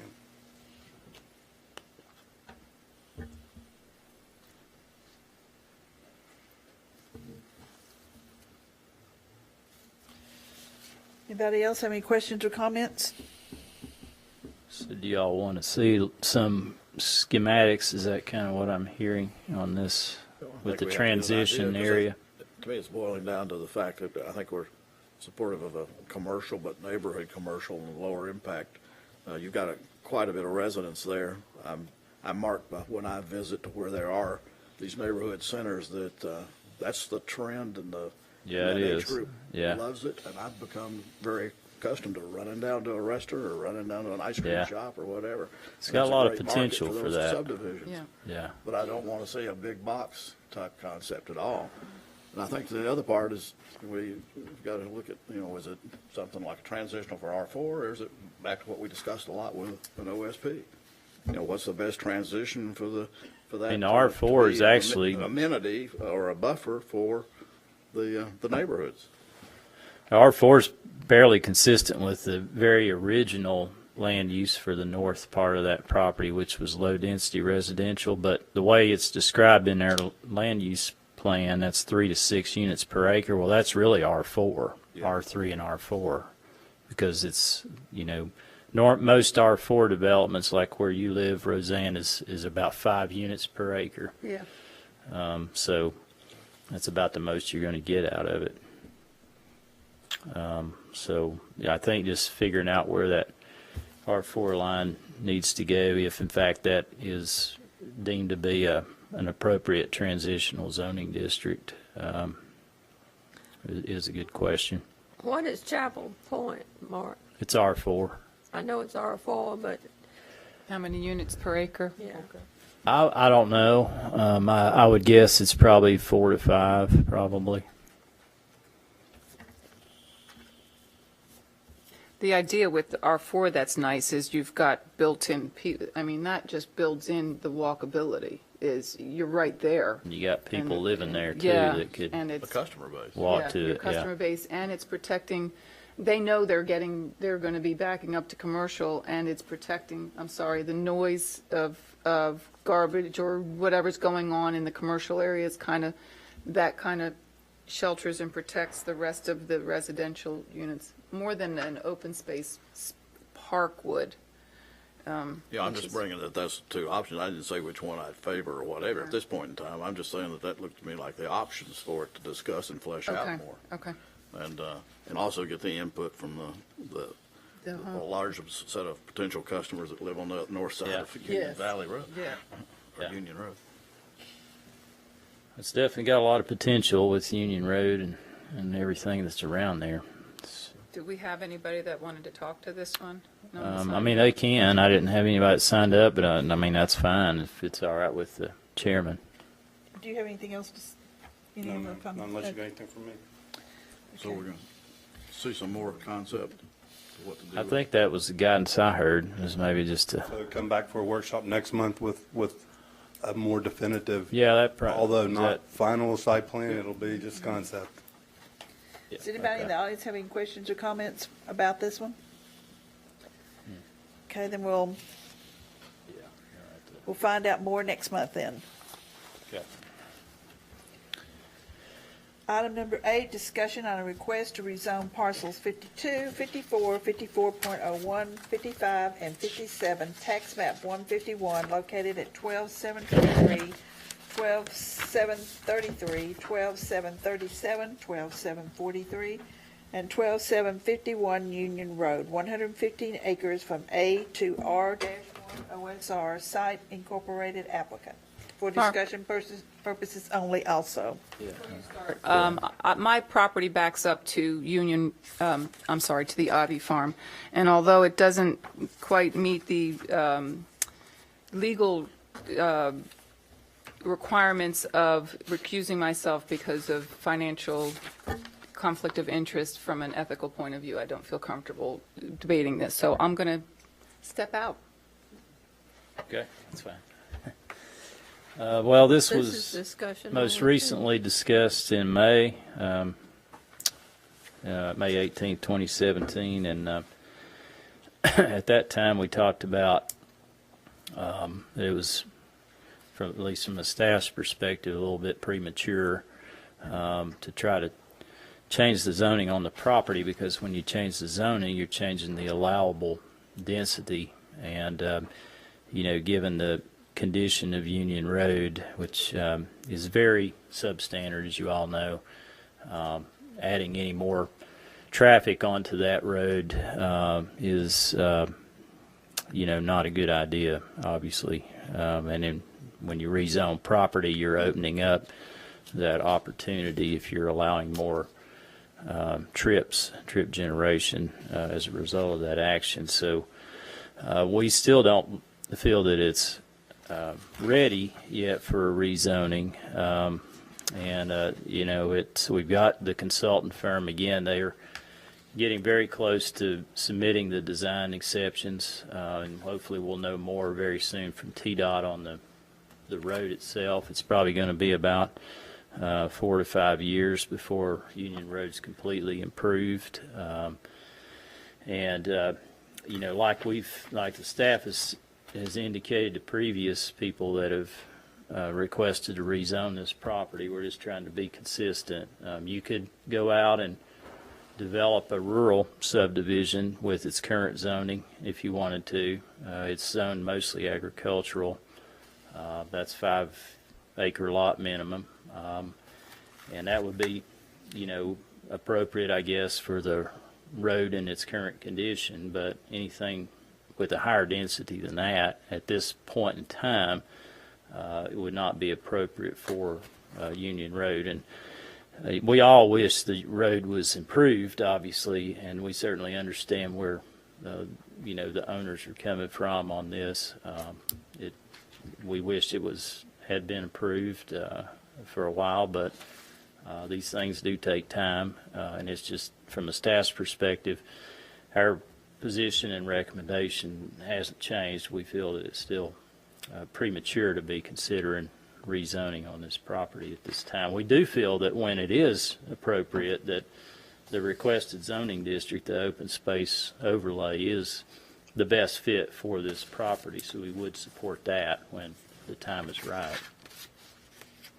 Do you feel, I guess part of that would be what, they brought up in the previous discussion about this cul-de-sac and a cut of the road to Kingston Pike and a possible traffic signalization down the road.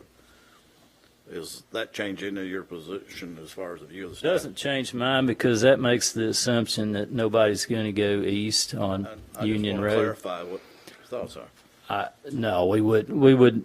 I don't feel that would change the issue, because as we all know, there's a lot of people that are going to still go east on Union Road because people are trying to avoid the traffic signals to get to Campbell Station. Thank you, Mark. That's already a problem, isn't it? Yeah, it's a problem.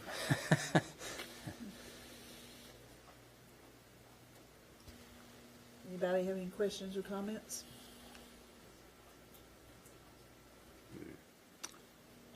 I don't see that anything's changed from our previous discussion that it's premature to rezone this at this time. Is there anything that's changed in your mind? Can I speak? Okay, David Romnett, 228 Owen Road. Our thought on this is by building the road through the Swan property to Kingston Pike, and I hate that Daryl's not here, and it's probably a little bit premature to say this 100%, but pretty much know that to the east is the one-lane bridge that's going to have to be shut down and rebuilt for the new Union Road. So that is going to be gone for a period of time. To the west on Union Road, from the roundabout I showed on the last drawing, Daryl and I got into discussion about the extreme vertical relief of those little whoop-de-doos down through there, that it's going to be hard to keep that road open during construction anyway, because you're cutting and filling in some places 10, 12 feet with the vertical relief, that you're not, the new road's not going to follow the old mule path that's there now. So the timing of this is, by the time we make it through preliminary rezoning, preliminary concept plan for the Ivy Farm, preliminary plat, the road drawings through the Swan Farm, I mean, at best, you're looking at a year before you could even get everything approved, and that's even probably optimistic. I mean, it'd be next spring, probably next April before you'd ever break ground on any of this to start putting the infrastructure in. And then when you get into that infrastructure, you're basically through that whole, let's say 2019, is begin construction spring of 2019. You'll be pushing it to have infrastructure in and start building homes until 2020. By that time, Union Road will be under construction, we think. I mean, that falls along the time frame that we discussed in the development meeting, that most likely Union Road will be shut down like Everett Road was during construction, only to the homeowners that can get there, and they'll put in temporary gravel to get it to the homes that are there. So we don't think that this is premature to move forward, because we're building basically the Ivy Farm entrance through the Swan Farm to Kingston Pike. And it will be not traversable on Union Road anyway, so there won't be traffic going down. And even if we get there before the bridge shuts down, there's only one house between the Ivy Farm and the bridge. His name's Dennis. I can't remember his last name. Back there. I mean, we could still provide access for him to come through this new road. I mean, so to the east, shutting that down, merely putting a barricade up and saying the road closed. So we do not feel like this is premature. We would like to go forward. And the precedence has been set. I mean, even with Saddlebridge subdivision, that road, Hobbs Road, North Hobbs Road, and Union Road was improved to get to the entrance of the subdivision to allow them to develop. There's the one on Boring Road. Saddlebrook widened the road on Boring Road to, I can't ever remember the name of that subdivision, Berkeley Park. Baldwin Park, yeah. Baldwin Park. And there's several in the town that's been done this way, so we're not really setting a precedence. That's been done here numerous of times, especially on large tracts like this. In relation to the Swan property, what is the development of that in order to have that road? What's your time in a? I mean, we would expect not to be able to build the first house until the road is all the way to Kingston Pike and functioning. The Swan property development there. Right. Maybe not the commercial part, but the road that we're proposing down the west-hand side would be improved and finished to Kingston Pike. And you're thinking that would be in the time frame of 2019 to 2020, Yes, is that ma'am. right? Yes, ma'am. And then, Mark, you're thinking that Union Road will still be substandard out 4 to 5 years, right? Yeah, I mean, in different stages of substandardness, but yeah. It probably won't be complete till probably 5 years from now. I mean, based on what I've heard.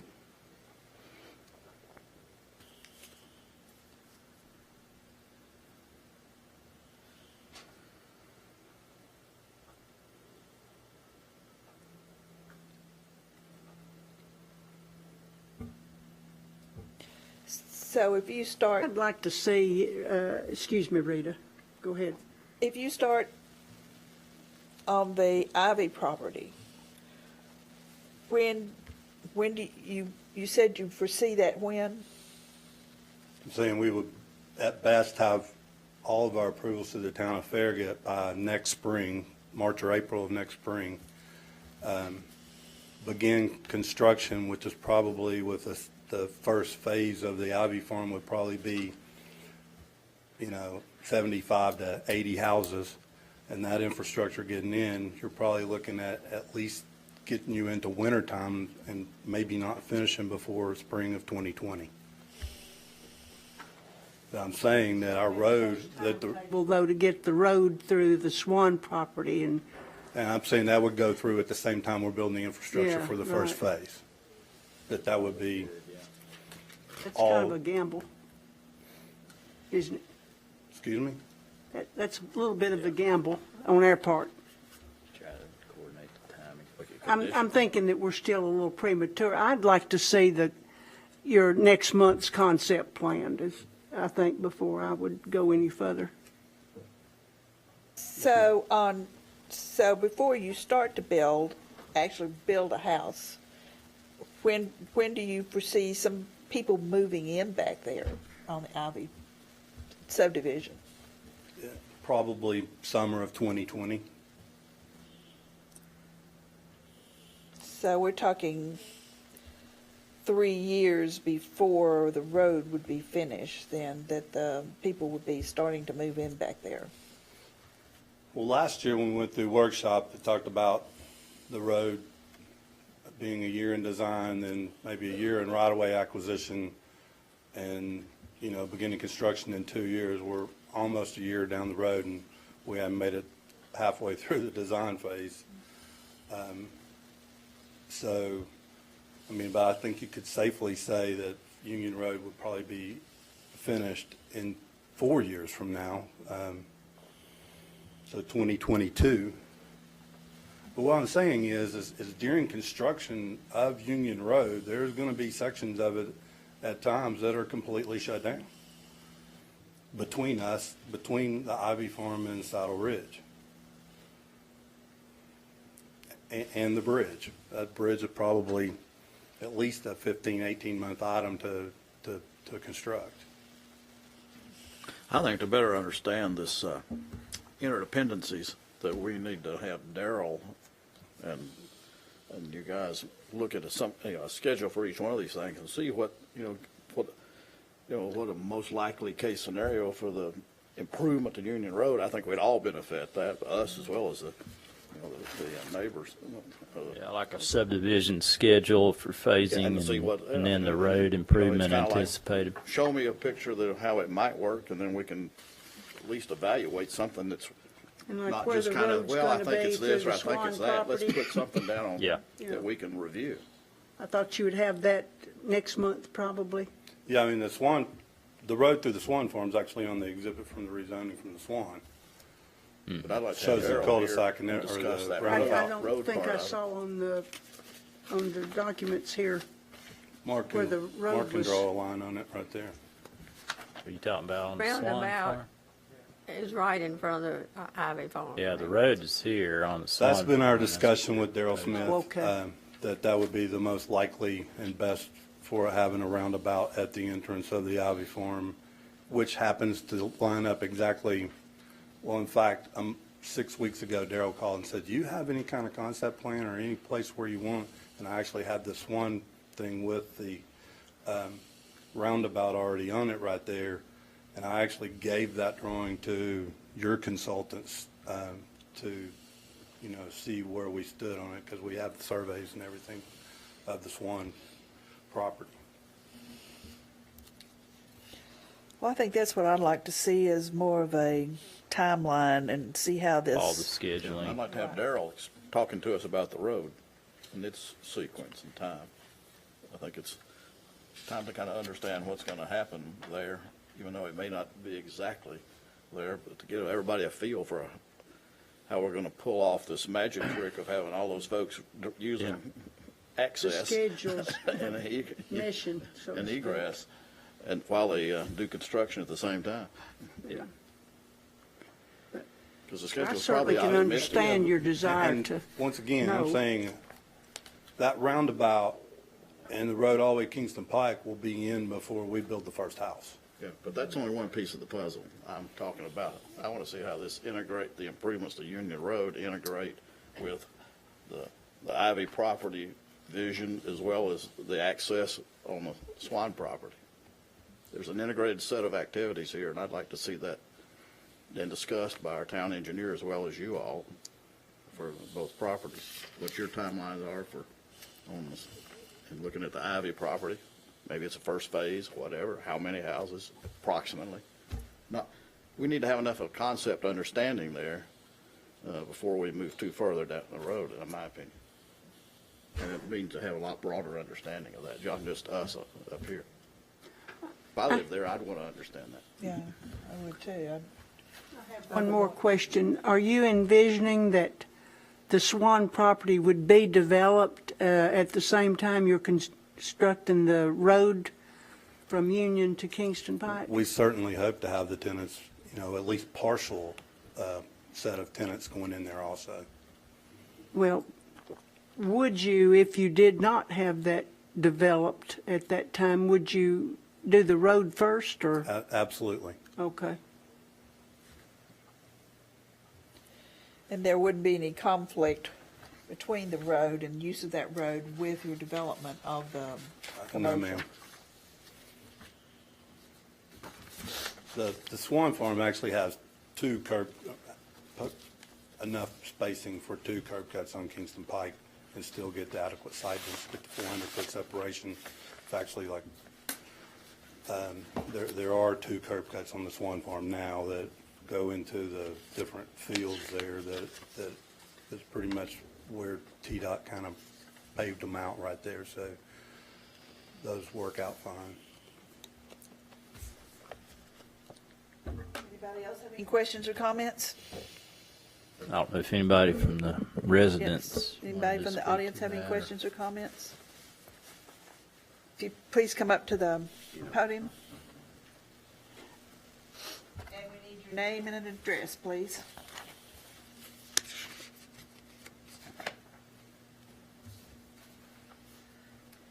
Good evening. I'm Cynthia Galentine. I live at 237 Saddle Ridge Drive, and I've lived in Saddle Ridge for 7 years, and I'm currently the president of the Homeowners Association. And I just, this discussion as far as the cut-through road, the way station, that is assuming that you guys will be approving the zoning change, because without that, this is kind of not really going to happen for a long time, according to the staff's suggestion, as far as rezoning for Ivy Farm. That was more talking about the Ivy Farm and the road, Union Road. We're just trying to get a better Right. understanding of what they want to do and how things can Right. happen. We haven't had really a discussion on any kind of proposal yet relative to, where we're focusing in on a rezoning yet. We want to see more information is what it boils down to. Right, right. But that's my question, is that we're asking questions about way station, it being built, and it sounds like that's being built not primarily to be able to develop Ivy Farms.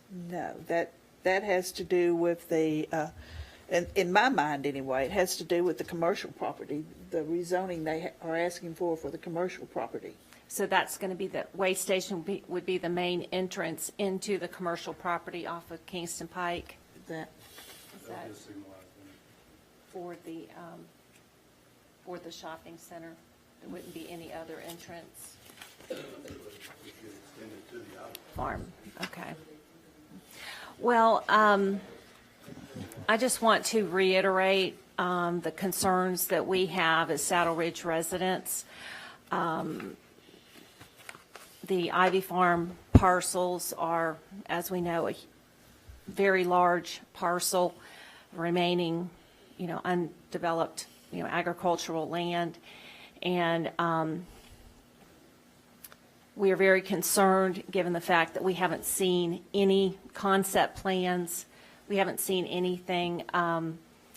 We don't really have an understanding of what they want to do with that property. And so it's kind of, we would like for you guys to just stay with the staff's recommendation of not changing the zoning until the road can accommodate, Union Road can accommodate it, and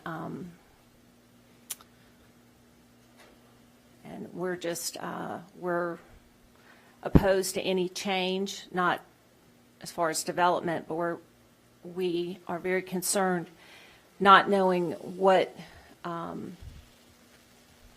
the exact plans are for Ivy Farm.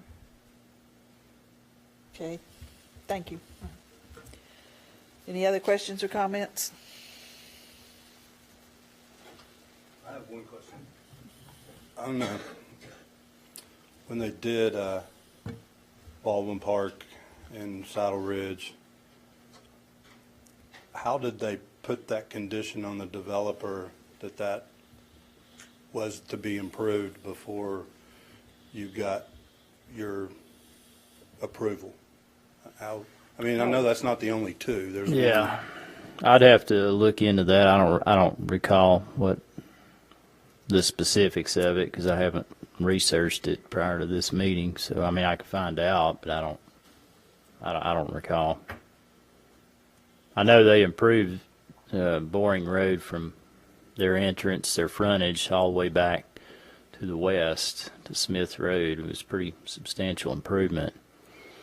And because really, the Boring Road, hardly anybody would go east on Boring Road because there's, unless, except the borings.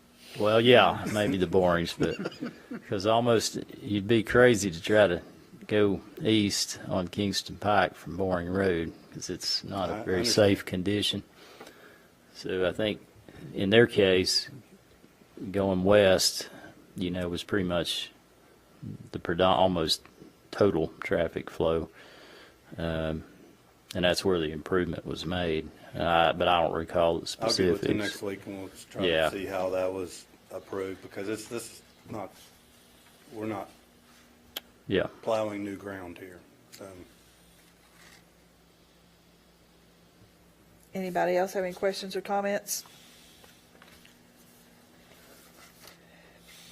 Like we said, this was for discussion purposes only tonight. If you've got a question, you will need to back up at the microphone.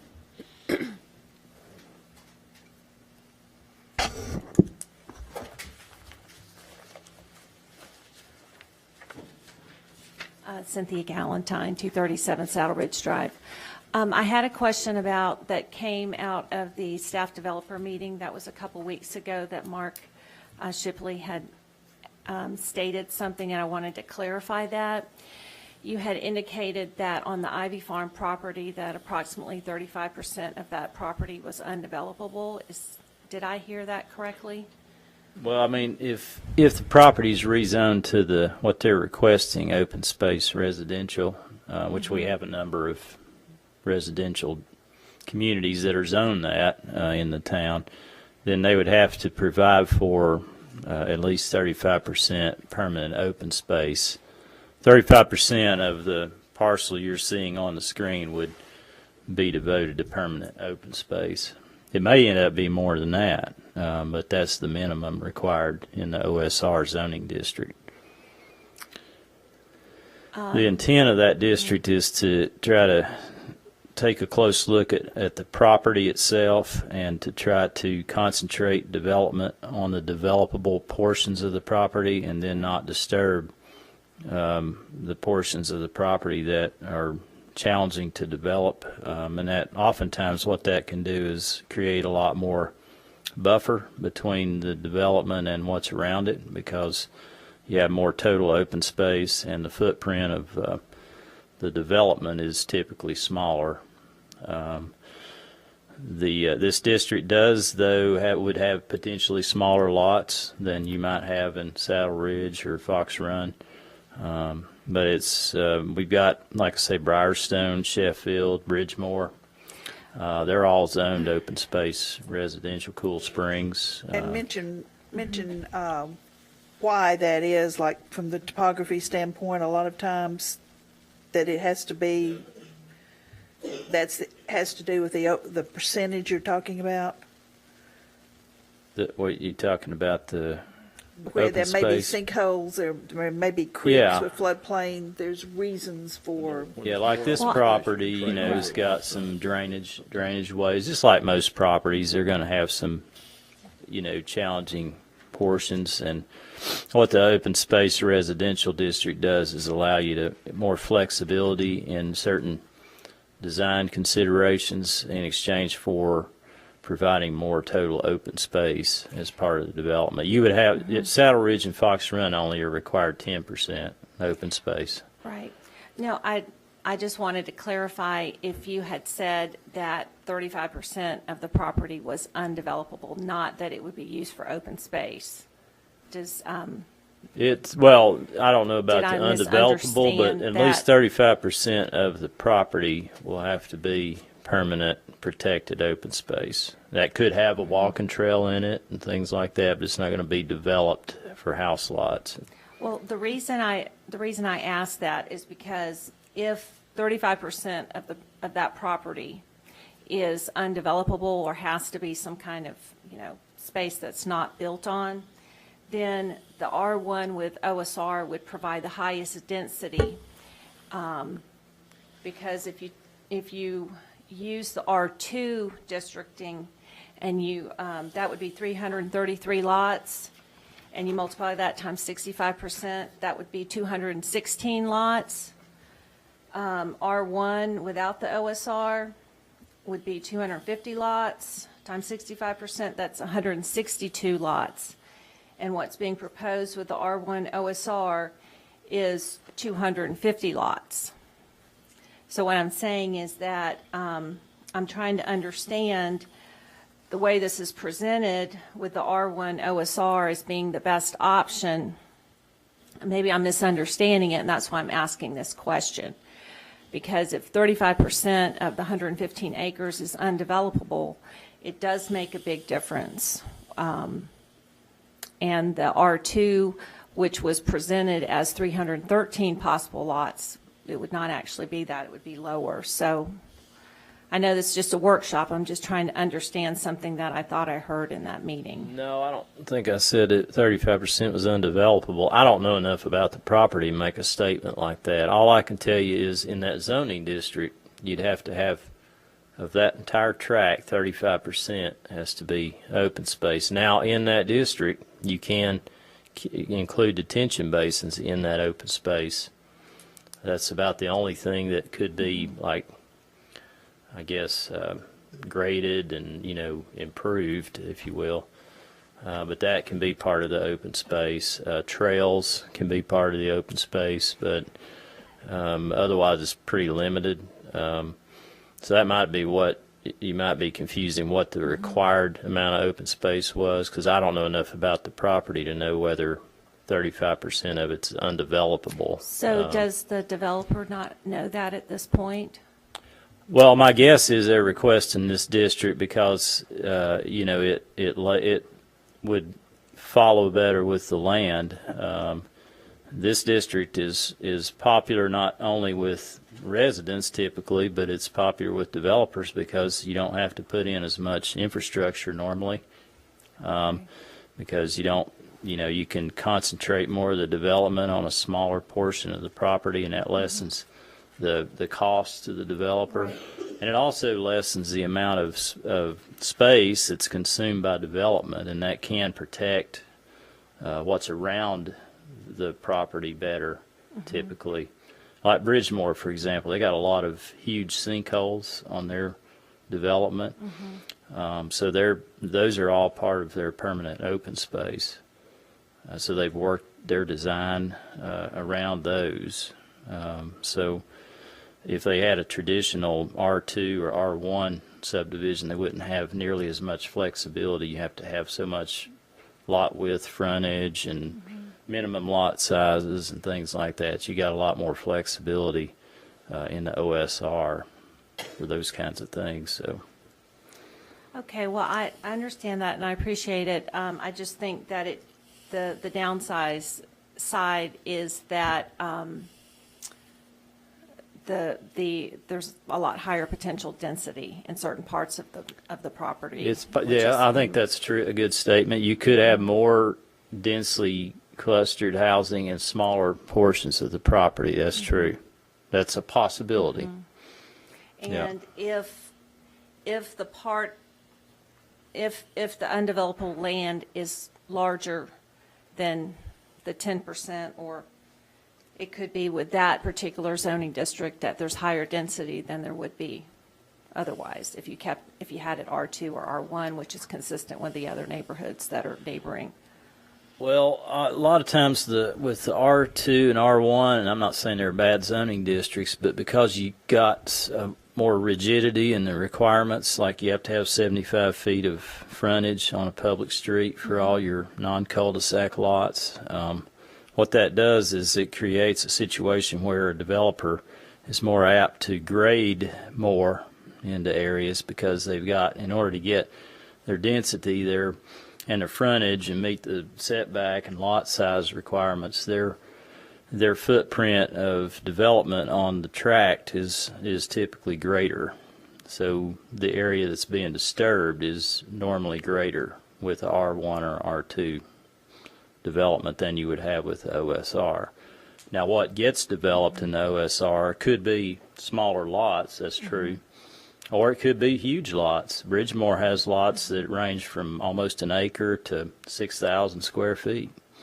So it's a huge difference. Well, when that development was developed, they had a particular concept plan. This would be required to have a concept plan, yeah. So also maybe Mr. Robinette can explain when that kind of documentation is supposed to be made Well, it's not available. required by the town for rezoning to this, but certainly it's, not disallowed, but it's something that we don't require. Like I mentioned with the C1 discussion with the Swan property earlier, we look at the property, the characteristics of the property, its context, and whether what's being proposed is appropriate for that property and what's around it. And everything that's permitted in the district that someone's proposing, are all those uses, are they appropriate for that land? Well, we're just so concerned about, there's so many things going on in that area with the potential commercial, and it's just so many different factors, and then to be tearing up that land and not really having the road situation, we're just very, very concerned, and we just wanted to communicate that to the commission. Yep. I think a master plan of that might be, it's not required, but if it's something that helps, move this forward, it may not be a bad idea how it all interrelates. Thank you. I just wanted to follow up on the developability of the property. There are no sinkholes, no blue line streams, one farm pond that's man-made. Very few areas of trees, mostly pasture field. So taking out the 10% open space, it's 90% developable, really 100% besides what you require for open space. Whether it be 35% or 10%, right? Right.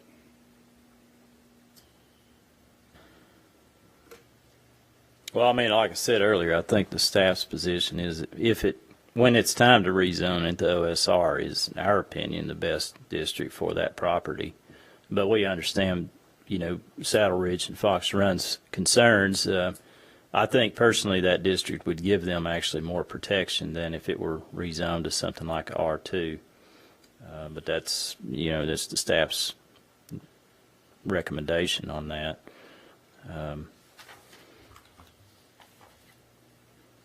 If you have a question, come up to the microphone, please.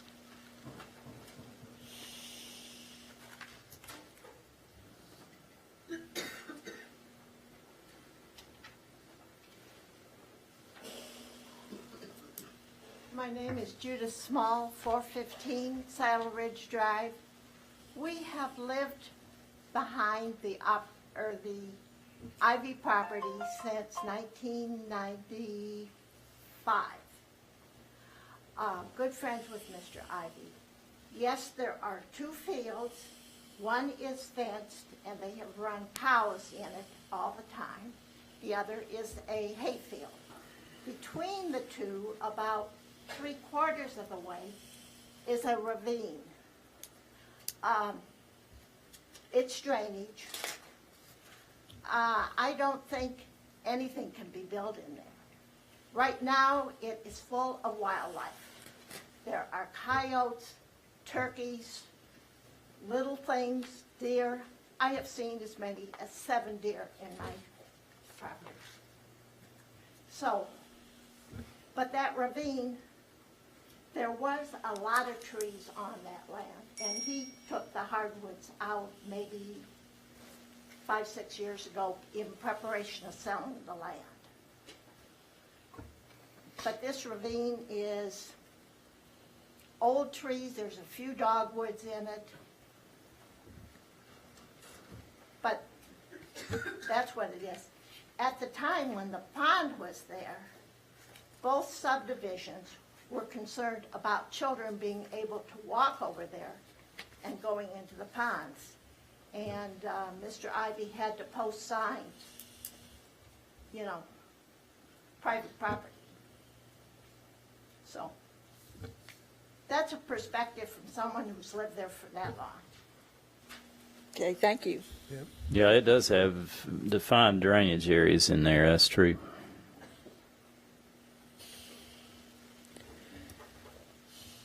And will that change with the grading that's done, or?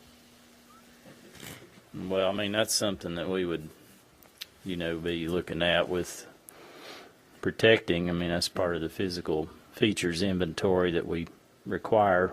We changed the subdivision regulations to require, so we'll be looking at stuff like that and trying to not get rid of that, those kind of natural features. But I haven't, you know, seen any details or anything at this point, so I couldn't really tell you. Okay. Good evening. My name is Scott Meyer. I live at 12824 Stall Drive in Fox Run. I just want to make the comment that I agree with Mark's statement that because there's over 500 residents that are going to be impacted by the Ivy Farm development and Swan Farm, I suggest that it's in the residents' best interest that the commission require some kind of master plan before we do any rezoning. Thank you. Are there any other questions or comments? If not, we'll move on to discussion and public hearing on a request to amend Appendix A zoning Chapter 2 definitions by providing new requirements governing the size of accessory buildings. Town of Farragut applicant.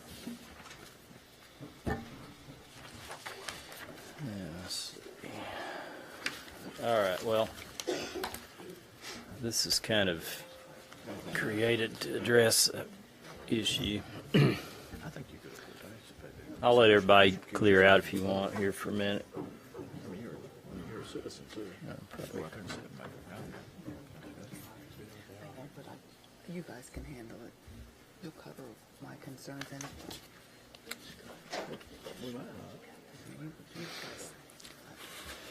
and Just as background to this, The breezeway. where is that? it's on McPhee Road in Old Stage. It's just awful. Yeah. Okay. In the town's zoning ordinance, we treat residential additions that are attached to the dwelling unit as part of the dwelling unit as a principal building, and that includes covered breezeways. And buildings that are completely detached from the house are considered accessory buildings. There's different requirements for both, with the principal building being a house and residential setting. They do have greater setback requirements, but accessory buildings have height and size limitations that are associated with them to make sure that the accessory buildings are accessory in appearance to the principal building. Typically, the maximum size of accessory buildings is the greater of either 600 square feet or 30% of the footprint of the house. Recently, we've had someone kind of, I guess, get around the size limitation on accessory buildings by constructing a covered breezeway from the house to the building. And the way we've applied it, that would be technically part of the principal structure. So what we're trying to do with ordinance 18-01 is to basically state that if you've got a covered breezeway that's more than 12 feet in length, that addition is going to be subject to the size limitations of an accessory building, not the setback. Setback would still be principal building requirements, but the size would be capped. Most of the time, I mean, this has never been an issue, so this is why, you know, I guess that's why I have a job sometimes, is because people do things that are a little bit odd. You just keep building those loopholes in. So we're trying to hopefully prevent this from happening again in the future, be proactive here. So if you've got a covered breezeway, if it's more than 12 feet in length, and I talked with our building inspectors about that, that's where I got this, because some of the attached developments have these covered connections, but they're not typically more than 10 feet. That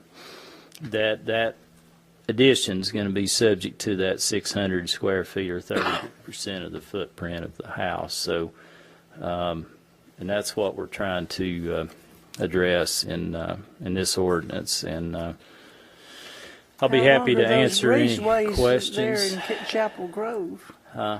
How long are those? They're 10 feet. 10 feet? Yeah. So they'd fit in the 12 feet. Yeah, we gave it a little extra width beyond the 10 feet. I mean, most people, when they do breezeways, it's, you know, it's some kind of, it's a legitimate covered connection, maybe to a garage, something like that. But this, unfortunately, is why we have regulations sometimes. Was this reported by a citizen, or was this just discovered by? No, it got a building permit through the town because it met the requirements. Yeah. This is the first one in the town that has a fence in the middle of the. Do what? It's got a fence between. Under the bridge. No, you can get through it. You can go all the way from the house to the building. Oh, I'm sure you can. I've seen on KJIS, it's just awful. And it's not, the building is not too big for the footprint of the lot? The lot's That's big. the whole point. Yeah, it is otherwise, but because they connected it to the house, it's considered part of the principal building. So it's not subject to that 600 square feet. Help me understand the language you've got in the ordinance. Yeah, and I'm not saying that's the best way to deal with it, but. Well, help me understand what you've got written, because it's, you know, maybe I'm just not smart enough. But no, it says that, to me, it's almost saying that the accessory building, you know, we're addressing an accessory building that's, you know, with a greater than 12-foot breezeway. And so, and it'd be subject to size limitations. Well, what size limitations? That's, it's just a building that, this is a definition of accessory building, right?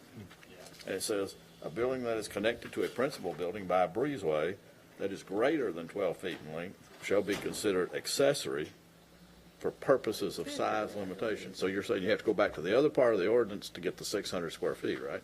Yeah, where it applies the accessory So structure. if you want to build a 100-foot breezeway, you're still going to put a little small building on the other end of it.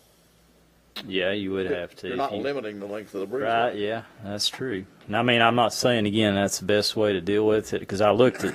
Well, were we wanting to limit the size of, length of the breezeway or something? I don't know. I mean, Yeah. that's treacherous as well. Like I say, this has never happened before. We've never had an abuse of the breezeway treatment, so.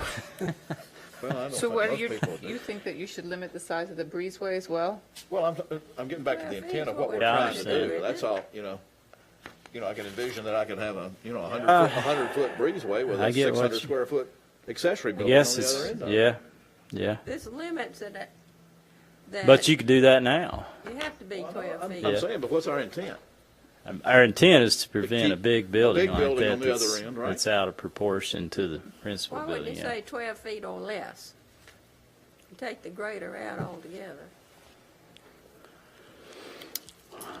by a breezeway that is 12 feet or less. Wouldn't work. Well, that wouldn't work because No, If then it's that's more than 12 opposite. feet, then you can.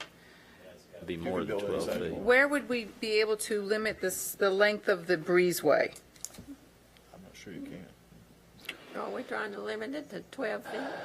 We actually Well, are let's limiting see. it with this language. Are we? We are. Basically what we're saying is that if it's over 12 feet, we're going to call it an accessory building. And if Yeah. it's an accessory building, then you have a maximum square footage of 600 square feet or 30% of the footprint of your house. So we've got that built into here. So if you have an extra long breezeway, what this did is this circumvented that rule, and by attaching the two together, you could build it as big as you want. Now, if it was me, I would have down the down zone to agriculture or something else. Maybe he didn't have the acreage to do that. Obviously, he wanted a big barn or a shop or something. But this was a way to circumvent the rules, but I think by the language that Mark has proposed, 12 feet would address these issues. It's automatically, if you're over 12 feet, we're going to call it an accessory building. We're going to treat it like accessory building. So you've got height limitations and size limitations. Okay. You could have a long breezeway, yeah. Well, that's what I'm asking. Is Well, I that's think an in practicality, issue, different issue. we're not going to see it very often. Nobody's going to never say never. We'll never But say never. You're hardly ever going to see maybe Probably not. a long breezeway with a 600 square foot or less.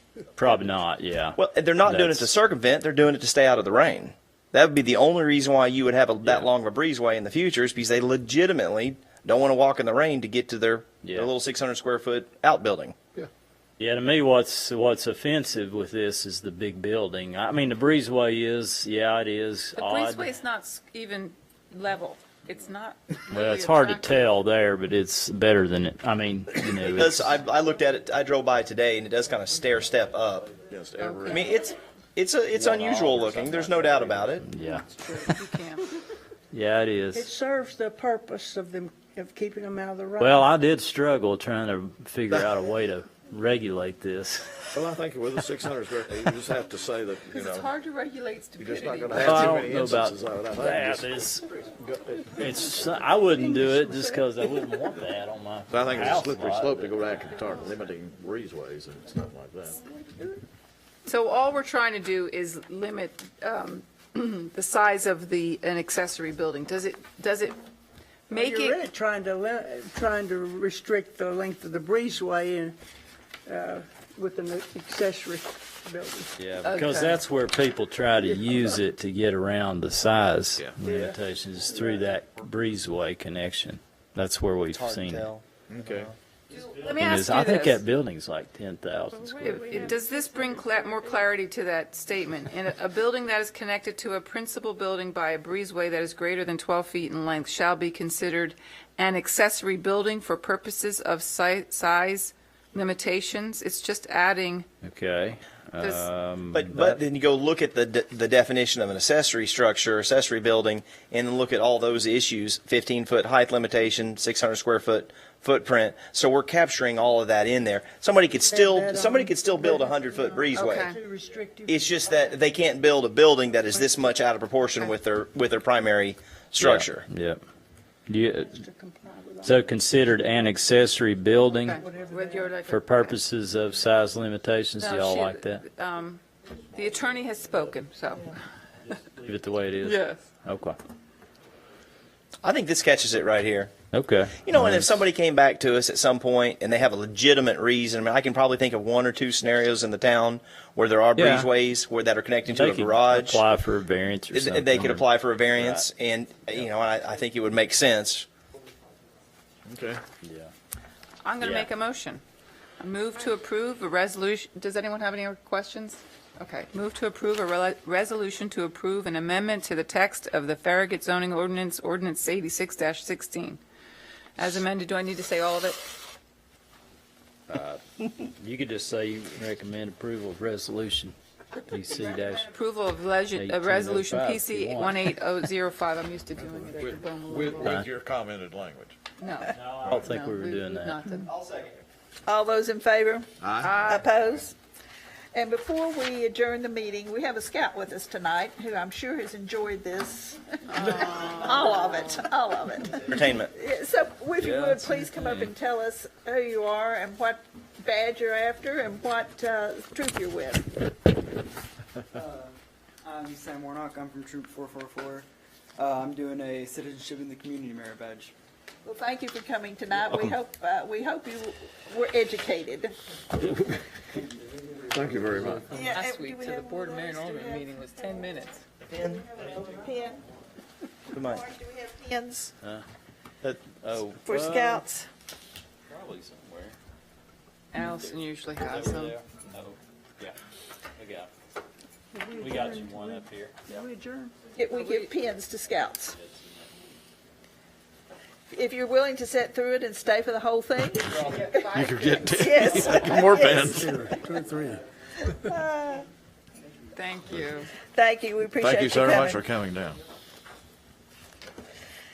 And so, the February 15, 2018 Farragut Municipal Planning Commission is adjourned.